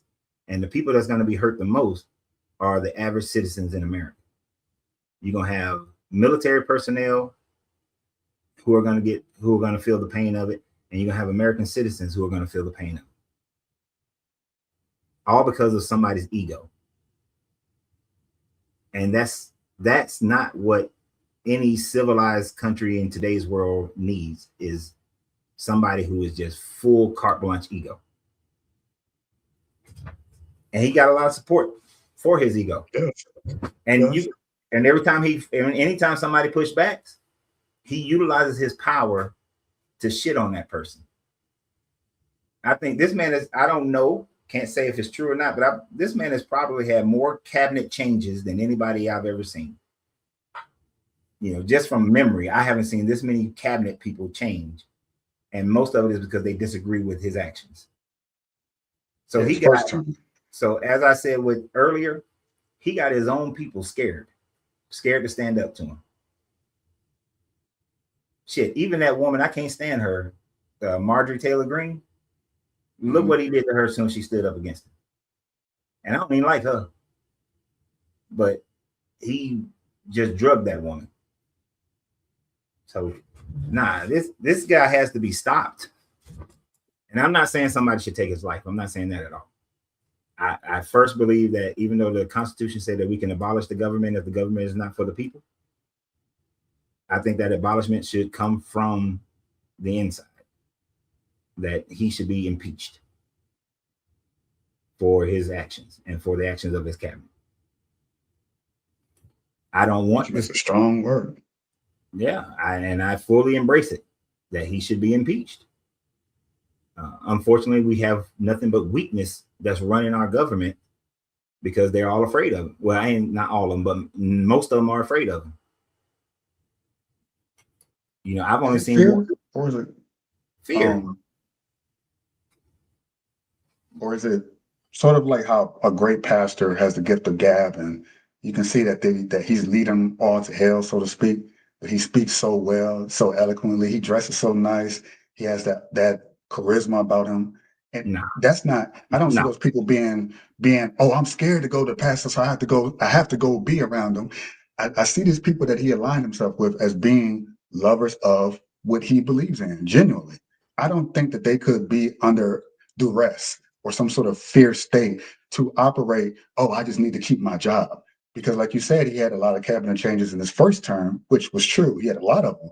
I mean, which makes sense. You didn't have any government experience whatsoever, not at the local level, the state level. He just came straight in, businessman, president. Like, that's crazy. No, I mean, I think there's only one other person that did that, I think, from memory. So I'm not surprised he had those cabinet changes. He doesn't understand government. So this time it's kind of like, well, let me get the right people around me who's going to help me further my agenda. I think it's probably more likely the case, not that he has a lot more people who just simply aligns with what he believes in. These are the people who I know are for me and my agenda. They're not going to give me as much pushback as the people in my first cabinet who was impeding on what I was trying to achieve.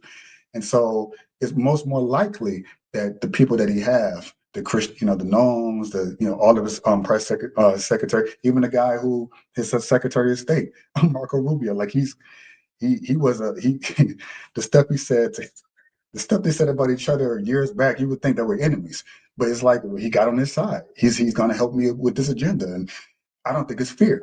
I think it's most likely I believe in what this man is saying. I'm persuaded by what he's saying.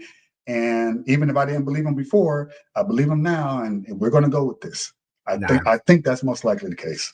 I see it as fear. It's Rubio, to use Rubio as an example. Rubio got his ass caught. He hemmed Rubio up, and then Rubio was like, you know what? I can't beat him, so I might as well join him. That is, it's all fear. Yeah, that is fear. Respect.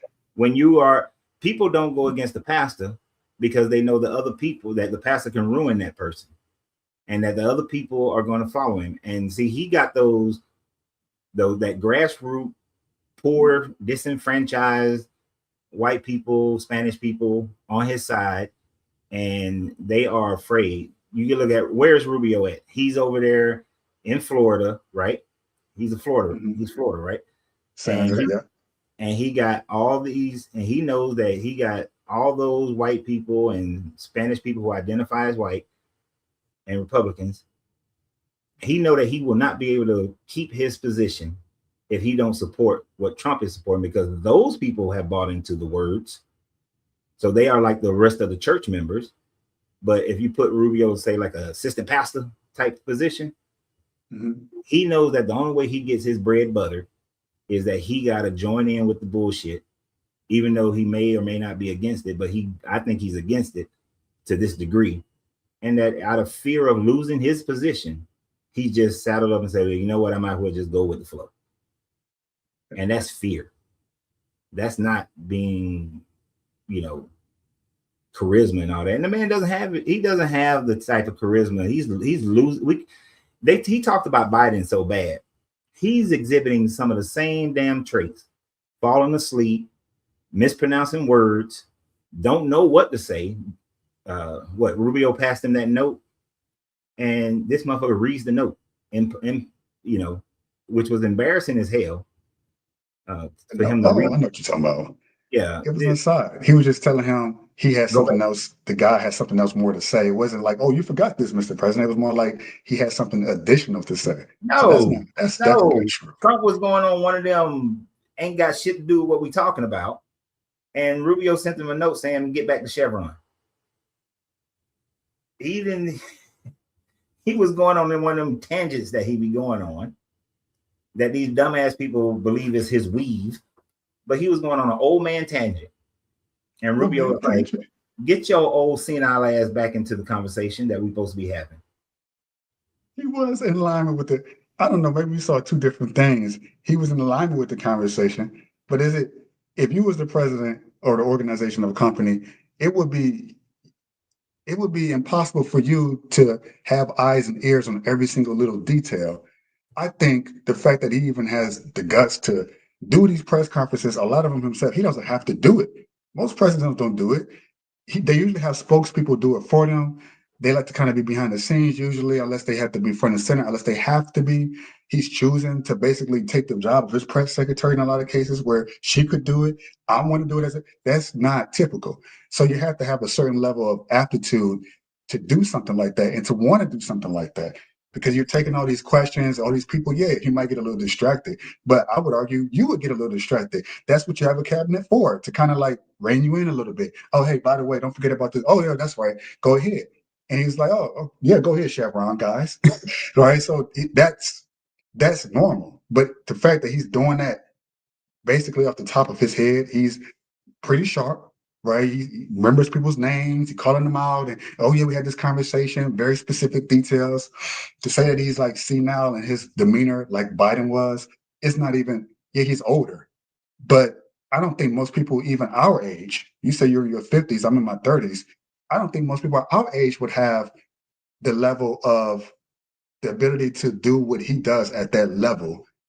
But to say that he's senile or that he's showing signs of dementia and all this other stuff, that to me seems a bit far-fetched. I just based on my observations, like, okay, he's 80 years old, but he's still pretty sharp. I don't know. That's just me. We just gonna have to disagree on that. Disagree. Only a senile motherfucker will sit up there and start cussing out people because they ask him a question that he don't like. You know, calling people dumb and all this kind of stuff. That's that old man. I'm gonna say whatever I want to say kind of bullshit because I don't care anymore. And that's a early sign of being senile, and it's definitely not presidential to just go half-cocked and stuff, just saying shit like that. And when people pass you notes, they're not to be read out loud. But you ain't smart enough to recognize that this is where you should shut all the hells up and just read the note and then follow the note. All right. You don't just read out something because somebody handed it to you. That's how New York. I mean, he's blunt. He's always been that way, though. Even his first term, he'll say it like it is, and you'll be like, "Why do you keep that to yourself?" Right. It's crazy to people. I thought it was funny. I was like, he actually read out what the note. He could have just simply said Chevron, right? But instead, he said, "Oh, Marco wants me to say. He wants me." Or the time when he got up and looked outside the window, he got up and looked out. Let me find outside the window. I'm gonna find it because outside, isn't it? I could be wrong, and I don't mind being wrong. But let me hold on for a second here. I think that's just transparency, like just maybe too much. Like, hey man, you're telling us everything that's on your mind. I don't mind. I think it's interesting. Hold on, let's We're Phoenix Energy, a family-owned oil company focused on unleashing American oil from North Dakota and Montana. All right, thank you. You'll make it back one way or the other. You're all going to do very well. I think really very well. Marco just gave me a note. Go back to Chevron. They want to discuss something. Go ahead. I'm going back to Chevron, Marco. It doesn't show what he was talking about beforehand. Was there a question, Mr. President? Yes, go ahead, Marco. What are you saying here? Thank you, Mr. President. Appreciate the opportunity to be here too. And you've assembled a great team, and our congratulations as well for removing one of the terrible people in the world and bringing them to justice. It was quite amazing. I think you've given hope to the people of Venezuela again, which I think is quite remarkable. And we've been on the other end of that despot regime a long time. Our assets were expropriated. I had a little bit more hair when that happened. And, you know, I think we're the largest non-sovereign credit holder in Venezuela today. So we're in a bit of a different situation, but I think your big and bold idea to use energy commerce instead of conflict is something that could make a real big difference in Venezuela. And our company certainly stands ready to help in that endeavor. That's the BP. Encourage you to continue to think bigger and even bolder. And we've had some discussions with your energy team about that as well. As we think about the other people that need to be in this room and in this discussion are the banks, and including probably the Exim Bank, as we think about how the debt needs to be restructured and the financing to deliver the billions of dollars that are required to restore their energy infrastructure. And I think as we think that big and bold, we need to be also thinking about even restructuring the entire Venezuelan energy system, including PDVSA. And I think if we can do that and think bold, there's an opportunity to be quick, fast, and restore the quality of what's happened in Venezuela or what's been lost in Venezuela over the course of the last 25 years. So thank you for this opportunity. Well, thank you very much. And you'll get a lot of your money back. We're going to start with an even plate, though. We're not going to look at what people lost in the past because that was their fault. That was a different president. You're going to make a lot of money, but we're not going to go back. You left a lot of money behind, I guess, huh? What number? 12 billion. How much? 12 billion. Well, damn. Good write-off. It's already been written off. It's been written. All right, thank you. You'll make it back one way or the other. You're all going to do very well. I think really very well. Marco just gave me a note. Go back to Chevron. They want to discuss something. Go ahead. I'm going back to Chevron, Marco. Thank you, Marco. Was there a question, Mr. President? Yes, go ahead, Marco. What are repeat? you saying here? Mark, if you can increase. update us on operations in the ground and with the program. Okay. Yeah, it's just a reminder. I mean, what scene? Well, What no, senile action was that? I'm not going to say, hold on now. I'm not going to say that was a reminder. I can see how you may think that that was a reminder, but what I'm seeing personally is the fact that BP had a problem, even though he was kissing his ass about going into Venezuela. And I believe that was the BP executive. BP was saying that they were kind of against going right back in there and reestablishing themselves into Venezuela because of what they had lost in Venezuela prior to that. And he was engaging in that conversation about what they lost. And in order to get back to, let me say, a good side of this whole thing for them, Marco was saying, like, don't talk with the BP about this shit because we already have BP is already not 100% down with us for this. So let's move on to somebody who's willing to go back into Venezuela, which was Chevron.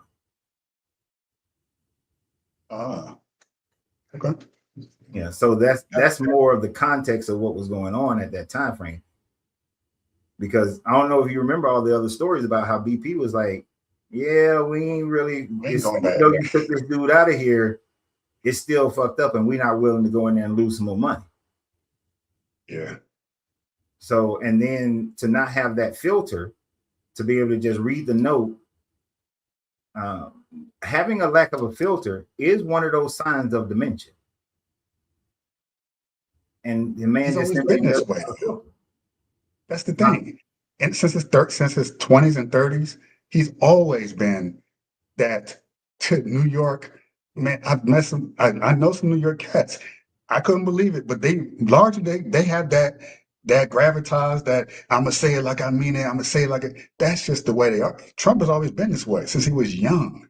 He just if he was younger, you couldn't say that because it's like, well, it's impossible for him to have dementia unless he had like head trauma or something. But he's always been the way he is. Here's the thing. You got to be able to read the room and you got to know what position you're standing in.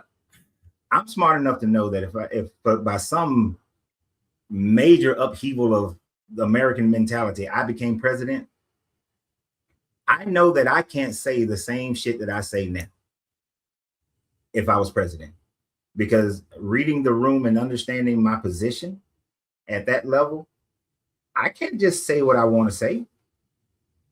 My stuff got to be tempered to a point where I can get things done and where I can maintain the respect of the country and what the honor that the country should have. So some of the things that if that happened, y'all ain't gonna see me doing these videos no more. I can't do these videos no more. And so it doesn't matter who I used to be. Now I got to be the person that I need to be in order to be in that position. And being in that position, I'm supposed to be a unifier of the country and lead the country, not someone who's going to continuously create division within the country.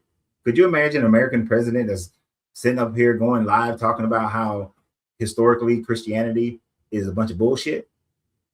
That's not going to work. So I would have to change. I can't say what I want to say. Would I be able to go on there and tell reporters that they stupid and that they dumb and they call them all kind of names? No, I can't do that. Even if I really, really wanted to. Like, I know Bill Clinton wanted to tell people this shit is between me and my wife, as whether or not me and that other woman, I banged that other woman. And it might be an agreement between me and my wife. And he probably wanted to cuss everybody out, like say out of our fucking business. But he knew he couldn't say that. So he had to say some bullshit. I never had sex with that woman. That was we all know that he was lying. But he can't say, yeah, I had sex with her. And me and my wife have an understanding because we ain't had sex in 20 years. She know I be banging. So you telling me you got barriers of things you can't say. You would rather prefer that it was that Bill Clinton had, now that we know the backlash of the lie that he told, believe, like, okay, he would have been better off just telling the truth. You say, No, well, even knowing no, the aftermath, I still would prefer that he had lied to us the way that he did. no. Yes, as a president of America, you got limitations on what you can say, and you have to read the room. See, right before that happened to Clinton, the French president got caught up into some kind of twist like that, right? But in France, a president having an affair is not a big deal. In America, a president having an affair is a big deal. So that's why I'm saying you got to read the room. There are certain things that other officials might be able to say in their country, but you can't say that shit in America. Kennedy came out and said that he was banging Marilyn Monroe. Not this Puritan. See, America has this Puritan mentality, but know what the reality is. And Americans want to keep their Puritan mentality and think that the president is this shining, gleaming, honorable version of America. Sure. So you have to maintain that as president. Obama could have been banging all kind of secretaries or other cabinet members, but he can't say it. He can't let it be publicized. Mm-hmm. You got to step back from that bullshit and be what America wants you to be. Want you to be. Right. But still be effective to get your shit done. So you can't be in meetings falling asleep. You can't do that. Even though he criticized Joe Biden for falling asleep during meetings, this mug is falling asleep during meetings. Right? You can't sit up there and just make these claims, oh, I got the best health and my ear just healed miraculously. You can't be sitting up there saying bullshit like that. Especially when you didn't even get shot in the first place. You can't say stuff like that. No. Do you understand? Like, that's the reason why he got, because of the typical president mode that you just painted about how a president is supposed to be holding, presenting a certain, basically a facade, a certain image of what. The reason why he got elected is because he was kind of like, you remember, I don't know if you follow wrestling, but how you had the squeaky clean wrestling thing in the 80s with Hogan, and then boom, you had NWO, then you had Steve Austin, you had the anti-hero. You began, at first, the heels used to be the guys you was against. You would actively boo them. You're supposed to boo them. Then they became the guys that you cheer for. So in a way, Trump is the anti-hero. He is the Stone Cold Steve Austin version of what is kind of like a phase, right? For a long time, the Puritan culture, long time, decades and decades of presidents. I hold these truths to be self-evident, yada, yada, yada. Yeah. Then you had this guy come in and go like, listen, man, I don't like the way y'all talk. We got to clean this shit up. It's like, oh, this guy's talking crazy. I like that. Do you not see the appeal in that? They did. And I was a big wrestling fan, and the Attitude Era lasted and was as good as it was until they started pushing the limit. Once they started pushing the limit, they had to go back to the heels and the baby faces, because you can only push. McMahon was smart enough to know that you can only push that attitude level, that Attitude Era, to a certain degree, and D-Generation X pushed it beyond its limits. And it all came crumbling down. NWO got pushed beyond its limits. NWO was cool at first. But then once NWO became the mainstream of WCW and everything was pushed towards NWO, the company failed. And McMahon bought it. And when he bought it, he brought it in. He tried to revive it to the level that it was when it was successful, but it crumbled, and he got rid of the whole skit was taken away at that point.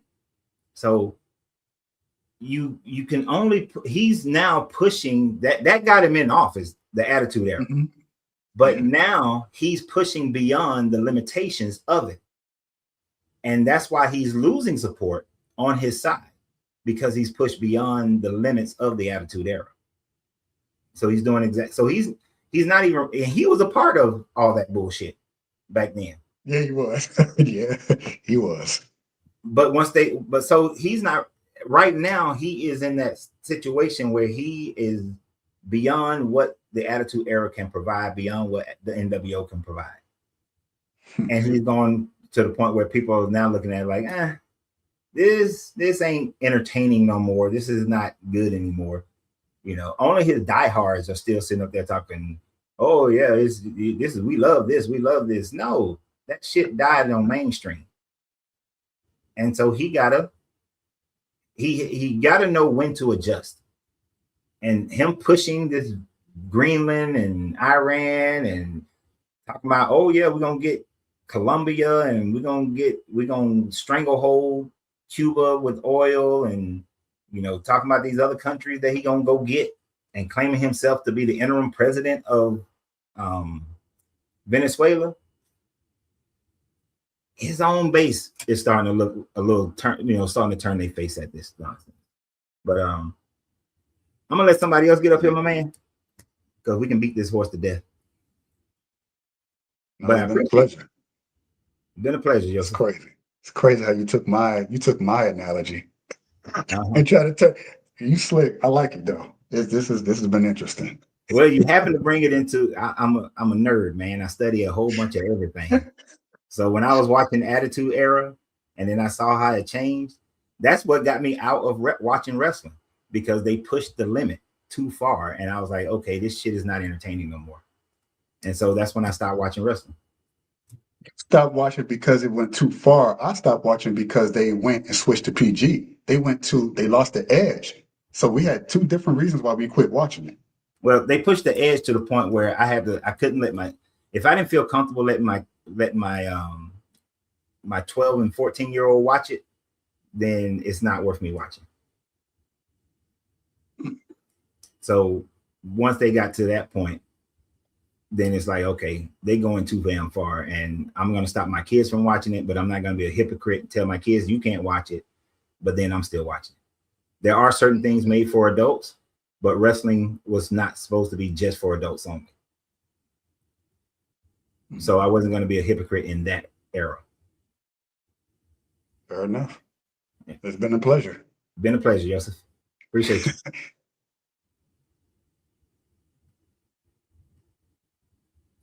Let's add Scott. Hey, what's up, Mr. Renz? How you doing, sir? Pretty good, Scott. How you doing? I'm doing pretty good, man. Just been listening to the stream, and you're gonna be my last one because we 3 hours and 21 minutes in. Yeah, I see that. You've been going for a minute. Yeah. I just kind of wanted to tie it back around really quick before you ended it to religion and politics.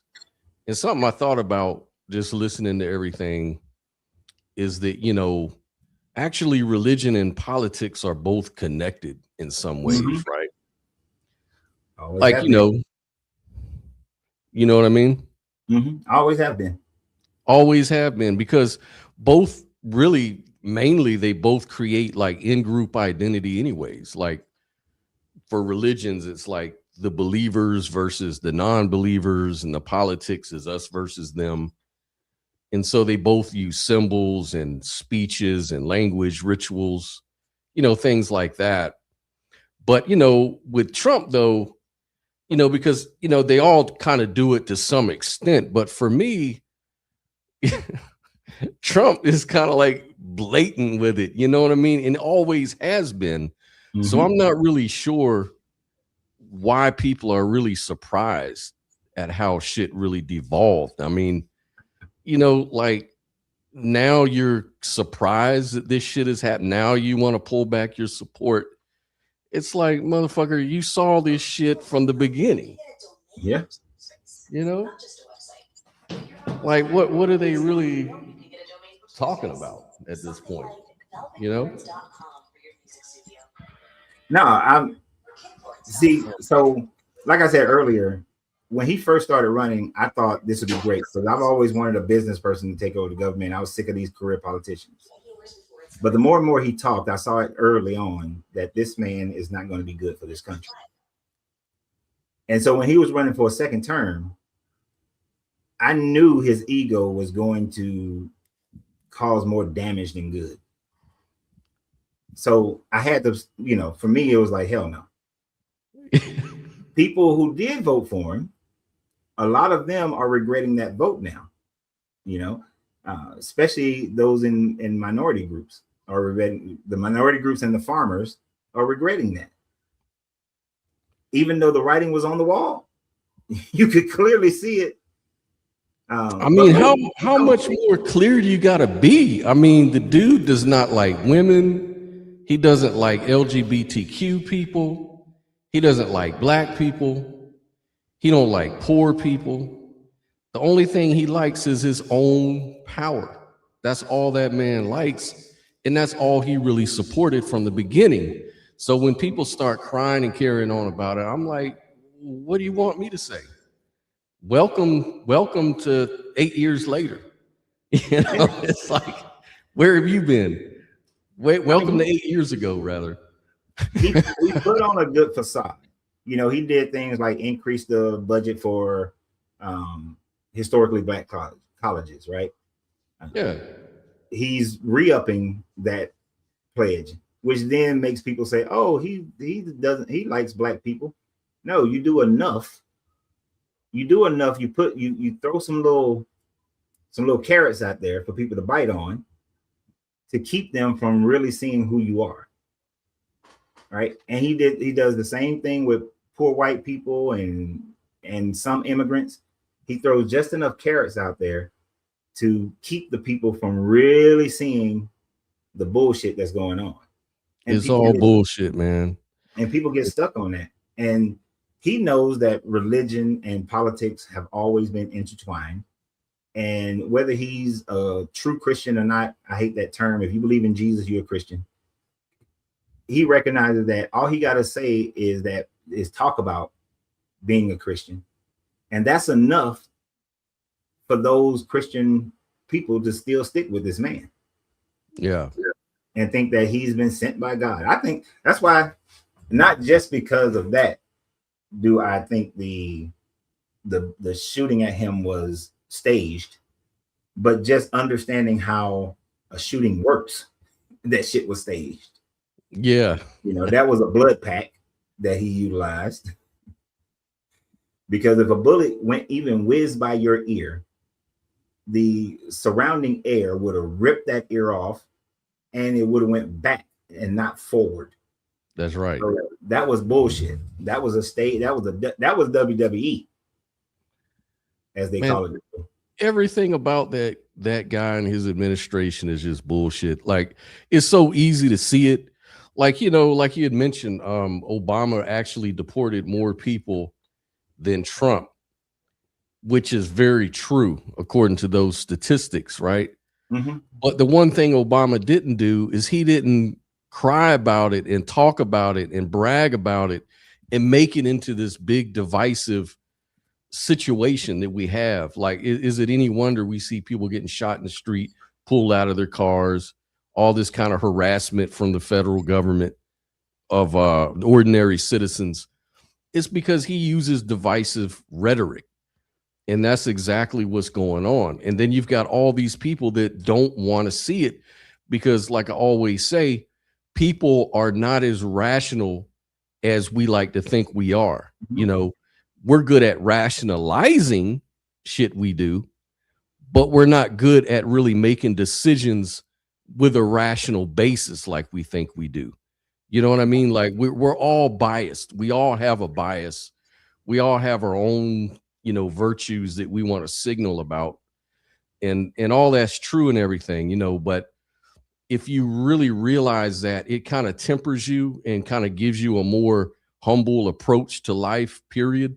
And that's why I really hate getting involved in a lot of political discussions with people and even religious discussions with folks, unless they're really open and ready to be criticized and have some pushback, you know, and at least be able to provide me some pushback on my beliefs that makes some kind of sense, you know, because it's like you said, you're never really going to get through to people through just reasons alone.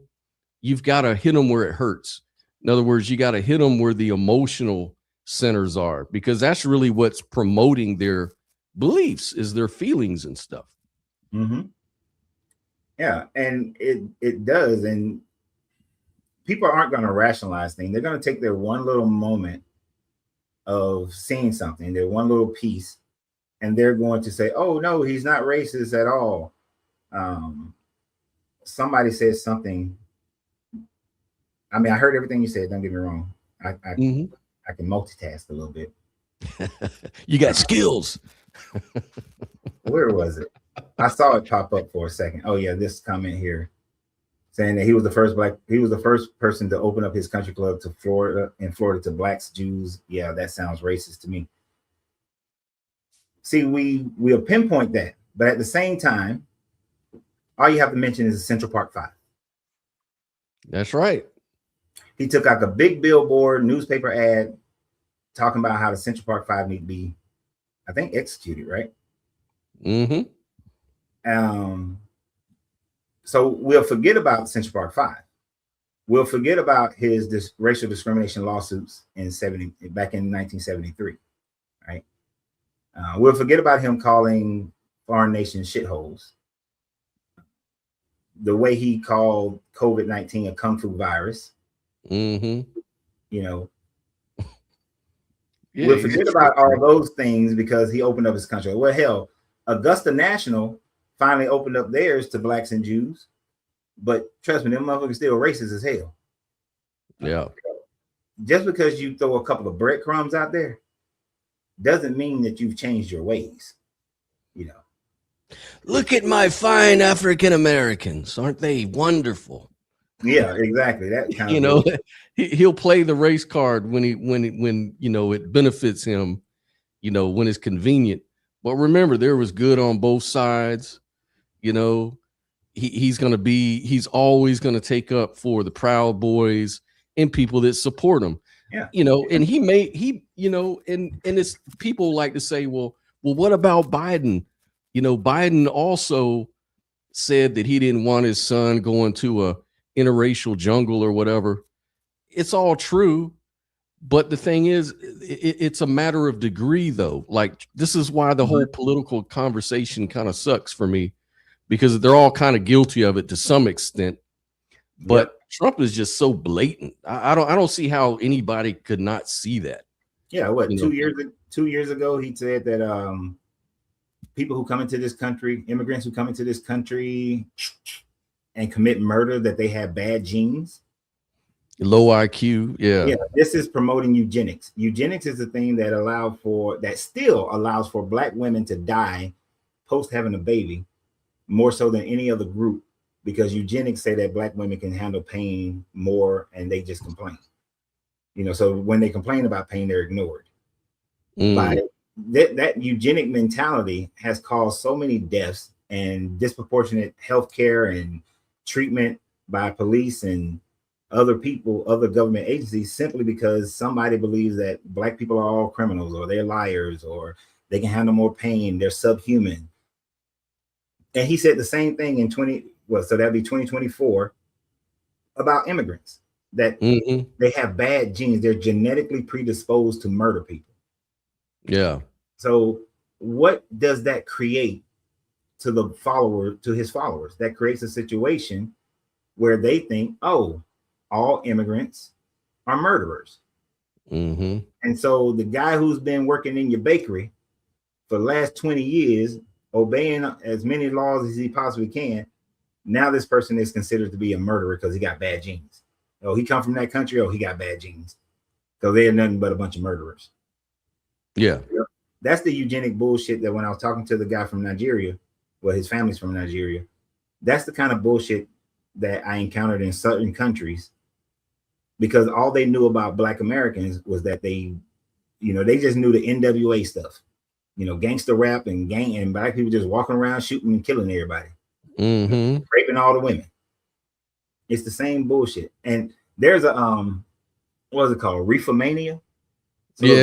Old school documentary called Reefamania.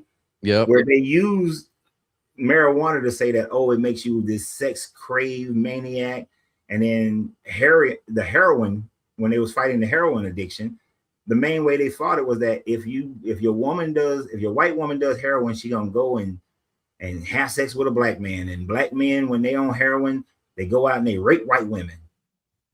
Yeah. By saying that immigrants got bad genes and they're going to commit murder, you're promoting the same type of bullshit that created. Because it worked. It worked. Yeah. It was already in the consciousness of the society here. You know, just look at the old cartoons back then that they were feeding the children, man, the racist cartoons and all that. I mean, that's how these people grew up, man. Yeah, and I forgot about this statement. They're eating all the cats and they're eating the dogs. They're eating the cats. Yeah. Yep. I remember all that shit. That just pushed division between people like left and right, because now all of a sudden, you know, I grew up, and honestly, I may still make a joke about it every now and then. Like, I ain't gonna lie. I'll make the joke in private. This was a private joke that I made between me and my wife when we was leaving this Chinese restaurant, and there was a bunch of damn cats out back, right? Mm-hmm. And, you know, I was telling the cat, you better run. Now, where does that come from? Right. That comes from growing up with people promoting that when you go to a Chinese restaurant and, you know, had them little chicken legs about that big.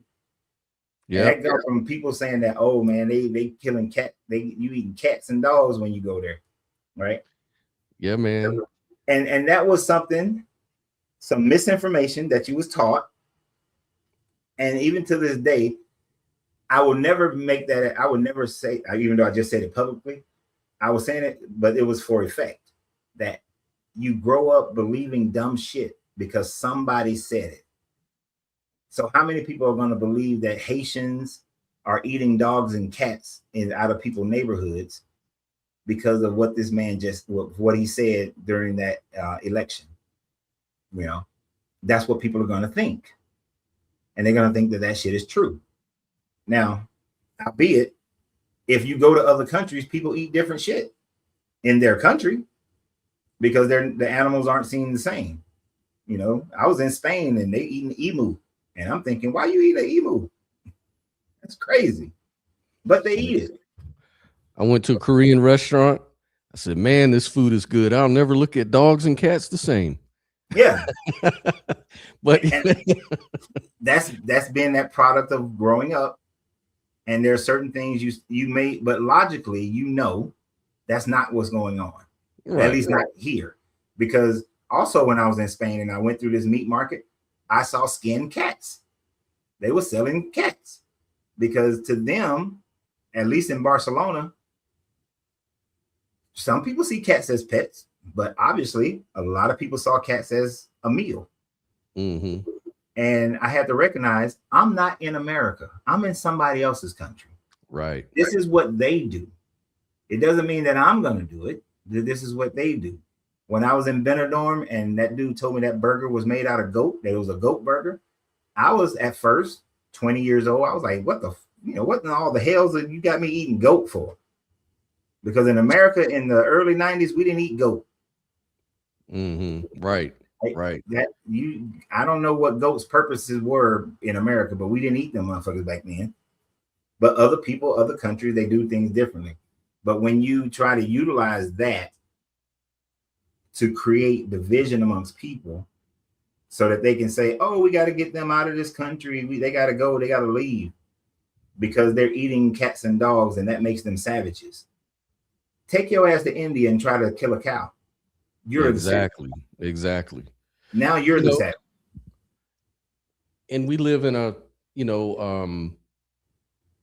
melting pot, as they say, of different cultures and different peoples and everything like that. And this is why I say, you know, none of this stuff is really aligning with spirituality. Neither religion nor politics has anything to really do with spirituality, in my view. I know that's a no true Scotsman fallacy or whatever, but I'm just saying that as far as my understanding of let's say a preferable version of spirituality would be non-dualism, you know, something that brings people together, something that we can see oneness in things, you know, rather than all this separation and dichotomous thinking. Because you wonder, why are we all surprised that America has always been divided. It's always been racist. It's always been us against them on, throughout religion, throughout cultures, everything, even though we're a melting pot. And it's because we lack spirituality, or at least the kind of spirituality I'm talking about, which is a more non-dual approach to reality. You know what I mean? And it just seems to me that all of this dualism just fosters, the chosen people type shit. It's all in our language. That's why it's hard to even talk about non-dualism, because our language is dualistic, and it all comes from that Christian, Judeo-Christian bullshit of God's chosen people, his special property. It's I'm the creator, you're the creation, you have dominion over nature and all this kind of stuff. It's unrealistic. Yeah. And it comes from a Western mindset. Correct. Because Christianity in other places is very different from the Western Christianity that is the overlord of mentality here in America. And because of that Eurocentric mindset, we don't have dualism. We don't allow for, I think you said a melting pot. We don't allow for a melting pot in America. It's you need to conform to our Western Judeo-Christian mentality and how we think and how we do things, and you need to become a part of it. What that lady who teaches on racism, she's been teaching it forever. I only know she's still alive. When she was like, truly America should be looked upon as a sect, a mixture of very different things that come together to make something great.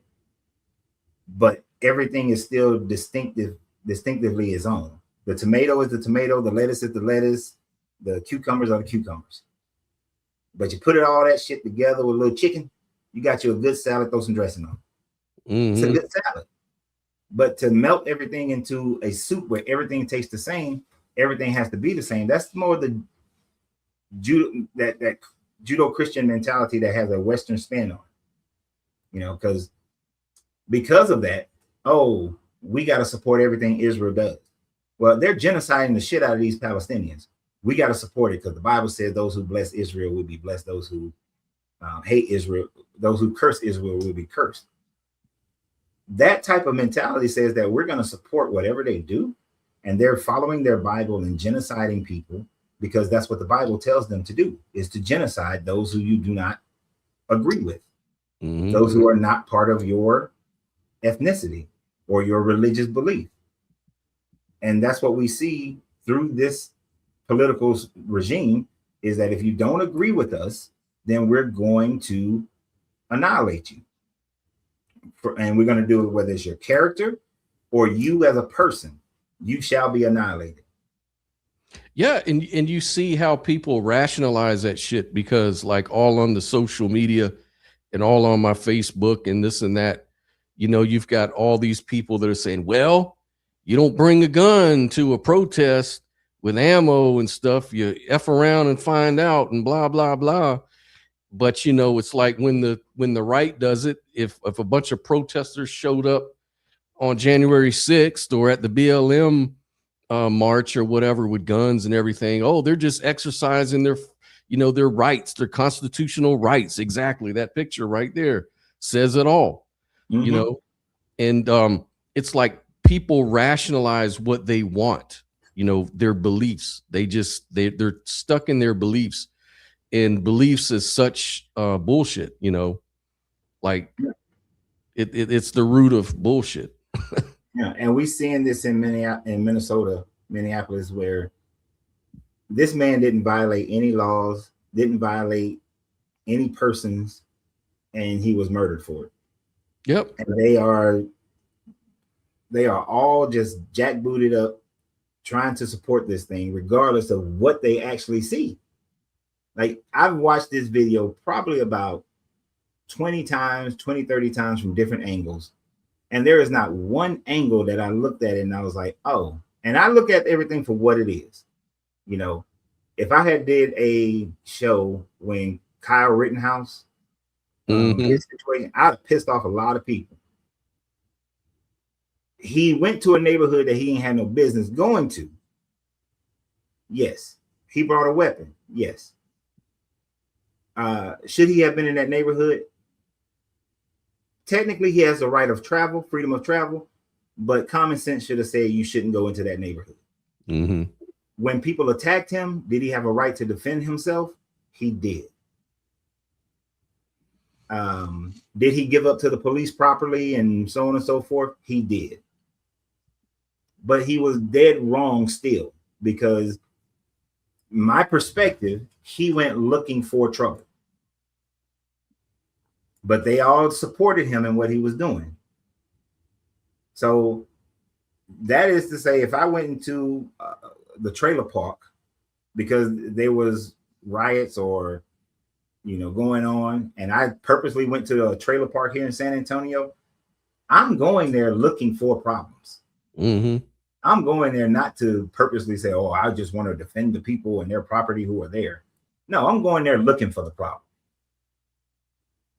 And yeah, I might be valid in my defense of myself, but my initial going there, that's problematic. This man showed up with a camera. The only thing he ever had in his hand was a camera. Yeah. He didn't try to attack. He attacked no one at no point in this whole thing. And he has a right to observe and record what government agencies are doing. So even though they have some similarities, they are very different. Oh yeah. In how it was processed. Yeah, I had somebody tell me today that I was saying it's a damn shame he was just trying to protect the woman and ended up getting shot and all that. And he said, and then this right winger guy gets on and goes, yeah, well, he was just virtue signaling, so he got what was coming to him. Like, what? What does virtue signaling mean? It's like you're trying to prove that you care about women, or you could be a virtue signaler and say, well, I care about freedom, so I always talk about freedom. It's like virtue signaling. Like you're just. So what the hell was January 6th then? Right. Acting like they care about the Constitution. Yeah, it's virtue. They're trying to disrupt a constitutional process. Exactly. That would be the same damn thing. Right. And we all have a right to virtue signal. We all want to signal our virtues. Like, and this man, when you look at his history, Freddie's history, he worked as an ICU nurse at the local VA hospital. Mm-hmm. He was gives the one video they keep showing is him giving last military rights to a victim, a veteran. Yeah, after he passed away. The man's whole career path is helping people. It's fucked so up, man. Of course he's the type of person that would show up at that type of an event to record the bullshit that they was doing. And then you have this other crowd of people that are saying it was all staged. It was a fake flag event in order to for the left to put down the right or whatever. It's like, that's ridiculous. And yet these are the same people that said, or these are different people. It reminded me of that Sandy Hook situation where that was all a false flag to take our guns away. But in this case, it wasn't to take our guns away. In this case, it was for the left to make ICE look bad or something. Like, you would go through all that trouble and come on now. I don't think they went through all that trouble. Now, I will say there's a part of them that does say that, oh, well, this is a good distraction because at first this is what they was talking about as far as Minnesota. Yeah. But in the same light, this Venezuela and Greenland shit is a good way to distract from them Epstein files. Because ever since them Epstein files, everything's been ratcheted up. Oh, yeah. Let's ratchet this shit up so people can stop paying attention to that. Wag the dog. And it's going to be, if that shit ever actually comes out, you're going to see everybody on the list. Democrats, Republicans, judges, entertainers, business people. A lot of powerful people was probably on that list. Mm-hmm. So there's probably a lot of people interested in keeping that shit silent. Of course. So that's why I think independently. I can't think on political lines, can't think on religious lines, because then you never see what's actually going on. You know, what actually happened. You won't get to the truth of anything. That's right. Because at the end of the day, powerful people are going to do some dirty shit. That's how most of them become They powerful. want to divide us and keep us distracted so they can run off with all the money, man. It's the oldest trick in the book. Yeah, I have yet to meet a person who is in that 1%, in that 0.1% that hasn't done anything dirty. Right. I've yet to meet one. You do somewhere there's some dirt. It may And be you got low, to be it may that be a kind of little dirt. minded person. You got to be very narcissistic anyways to think that you can rule a whole country, that you should be the commander in chief. Like, you got to have some kind of, you know, unless you're like, I don't know, President Carter was one person I could look at that seemed like a humble kind of person, but everybody else seemed like they just had an air of superiority. And it's probably, that's good for them to be that way. That makes them strong leaders. You know, you need to be a strong leader in the world, but you know, it comes with a lot of blowback. It comes with a lot of shit, you know? Yeah. I mean, it's hard to become a powerful person and not have have something wrong with you, because we all do. You know, I've studied General Patton a lot when I was in the military, and as great of a general he had some character flaws. You know, like when he was I think it was in Sicily, when he was slapping the shit out of one of his troops because he didn't want to go. He was scared of fighting. Now, PTSD wasn't a thing back then. Right. So he didn't have any mindset of PTSD. He figured you're a coward. And it wasn't just one troop that he did that to. He did that to a lot of them motherfuckers. He just got caught on that one dude. But he court-martialed some people because they refused to fight, or they were scared to fight, or it rattled them. You know what I'm saying? Because it didn't rattle them. Idi Amin and Saddam Hussein and all these leaders are harsh and, you know, tyrannical, and they do some crazy shit to their people, man. But that is where the people have to be able to mobilize. And that's one of the good things about the Constitution, that it allows for people to mobilize and uproot a government when it went beyond what the people can bear. Yeah. And we're headed that way, in my opinion. We're headed that way, and it's being back. And like you said, religion has always been part of the whole deal. But because of that religion, it makes it harder. Because you got people on both sides claiming Christianity, but they're all seeing it differently. Oh yeah. That is problematic within itself. If this is supposed to be this true word of this God, there shouldn't be any confusion. No, it doesn't foster peace. It fosters division and duality. That's I don't know if you know, like these monks that are marching and stuff. There's a lot of Christians really angry about that shit, man. Can you see my video? I don't know, but there's this one. Oh yeah, I think I did. You did have a thing about the Christians are big mad or something like that. Yep. And yeah. Okay, I was getting you confused with something else, but yeah, there's a lot of Christians on TikTok that keep coming up every day talking about that stuff. Oh, you know, why can't we speak our mind? You know, why can't we say something to protest this demonism and this idolatry and all of this kind of garbage? You know, it's like they're so dualistic in their thinking, you know, and these Buddhists are non-dualists. So they're more peaceful. They're actually peaceful. You being nice. Them motherfuckers are hypocrites. Yeah. They're hypocrites. They're supposed to, the modern thought process of Christianity is that it's about peace and love. Yet you see somebody doing peace and love, but because they don't believe in what you believe in, you want to antagonize them and demonize them for doing what you're supposed to be doing or you should be doing according to how you view your religion today. So and part of it, I think, is also jealousy. You see them getting all this attention and getting all this love from people, but you haven't been able to get that because you didn't think about it. That's right. They would never do it. Your ass should have thought, you know what, we're going to go to Texas and walk to the Capitol for peace. So because you didn't come up with the idea, now you want to demonize it and try to make yourself great, you know, by saying that I'm a champion for Jesus. No, you're an antagonizer. And it kills me when I see these people doing it, especially those who your ancestors were forced into this religion. And now, you know, this is the hill you want to die on? Really? This your hill.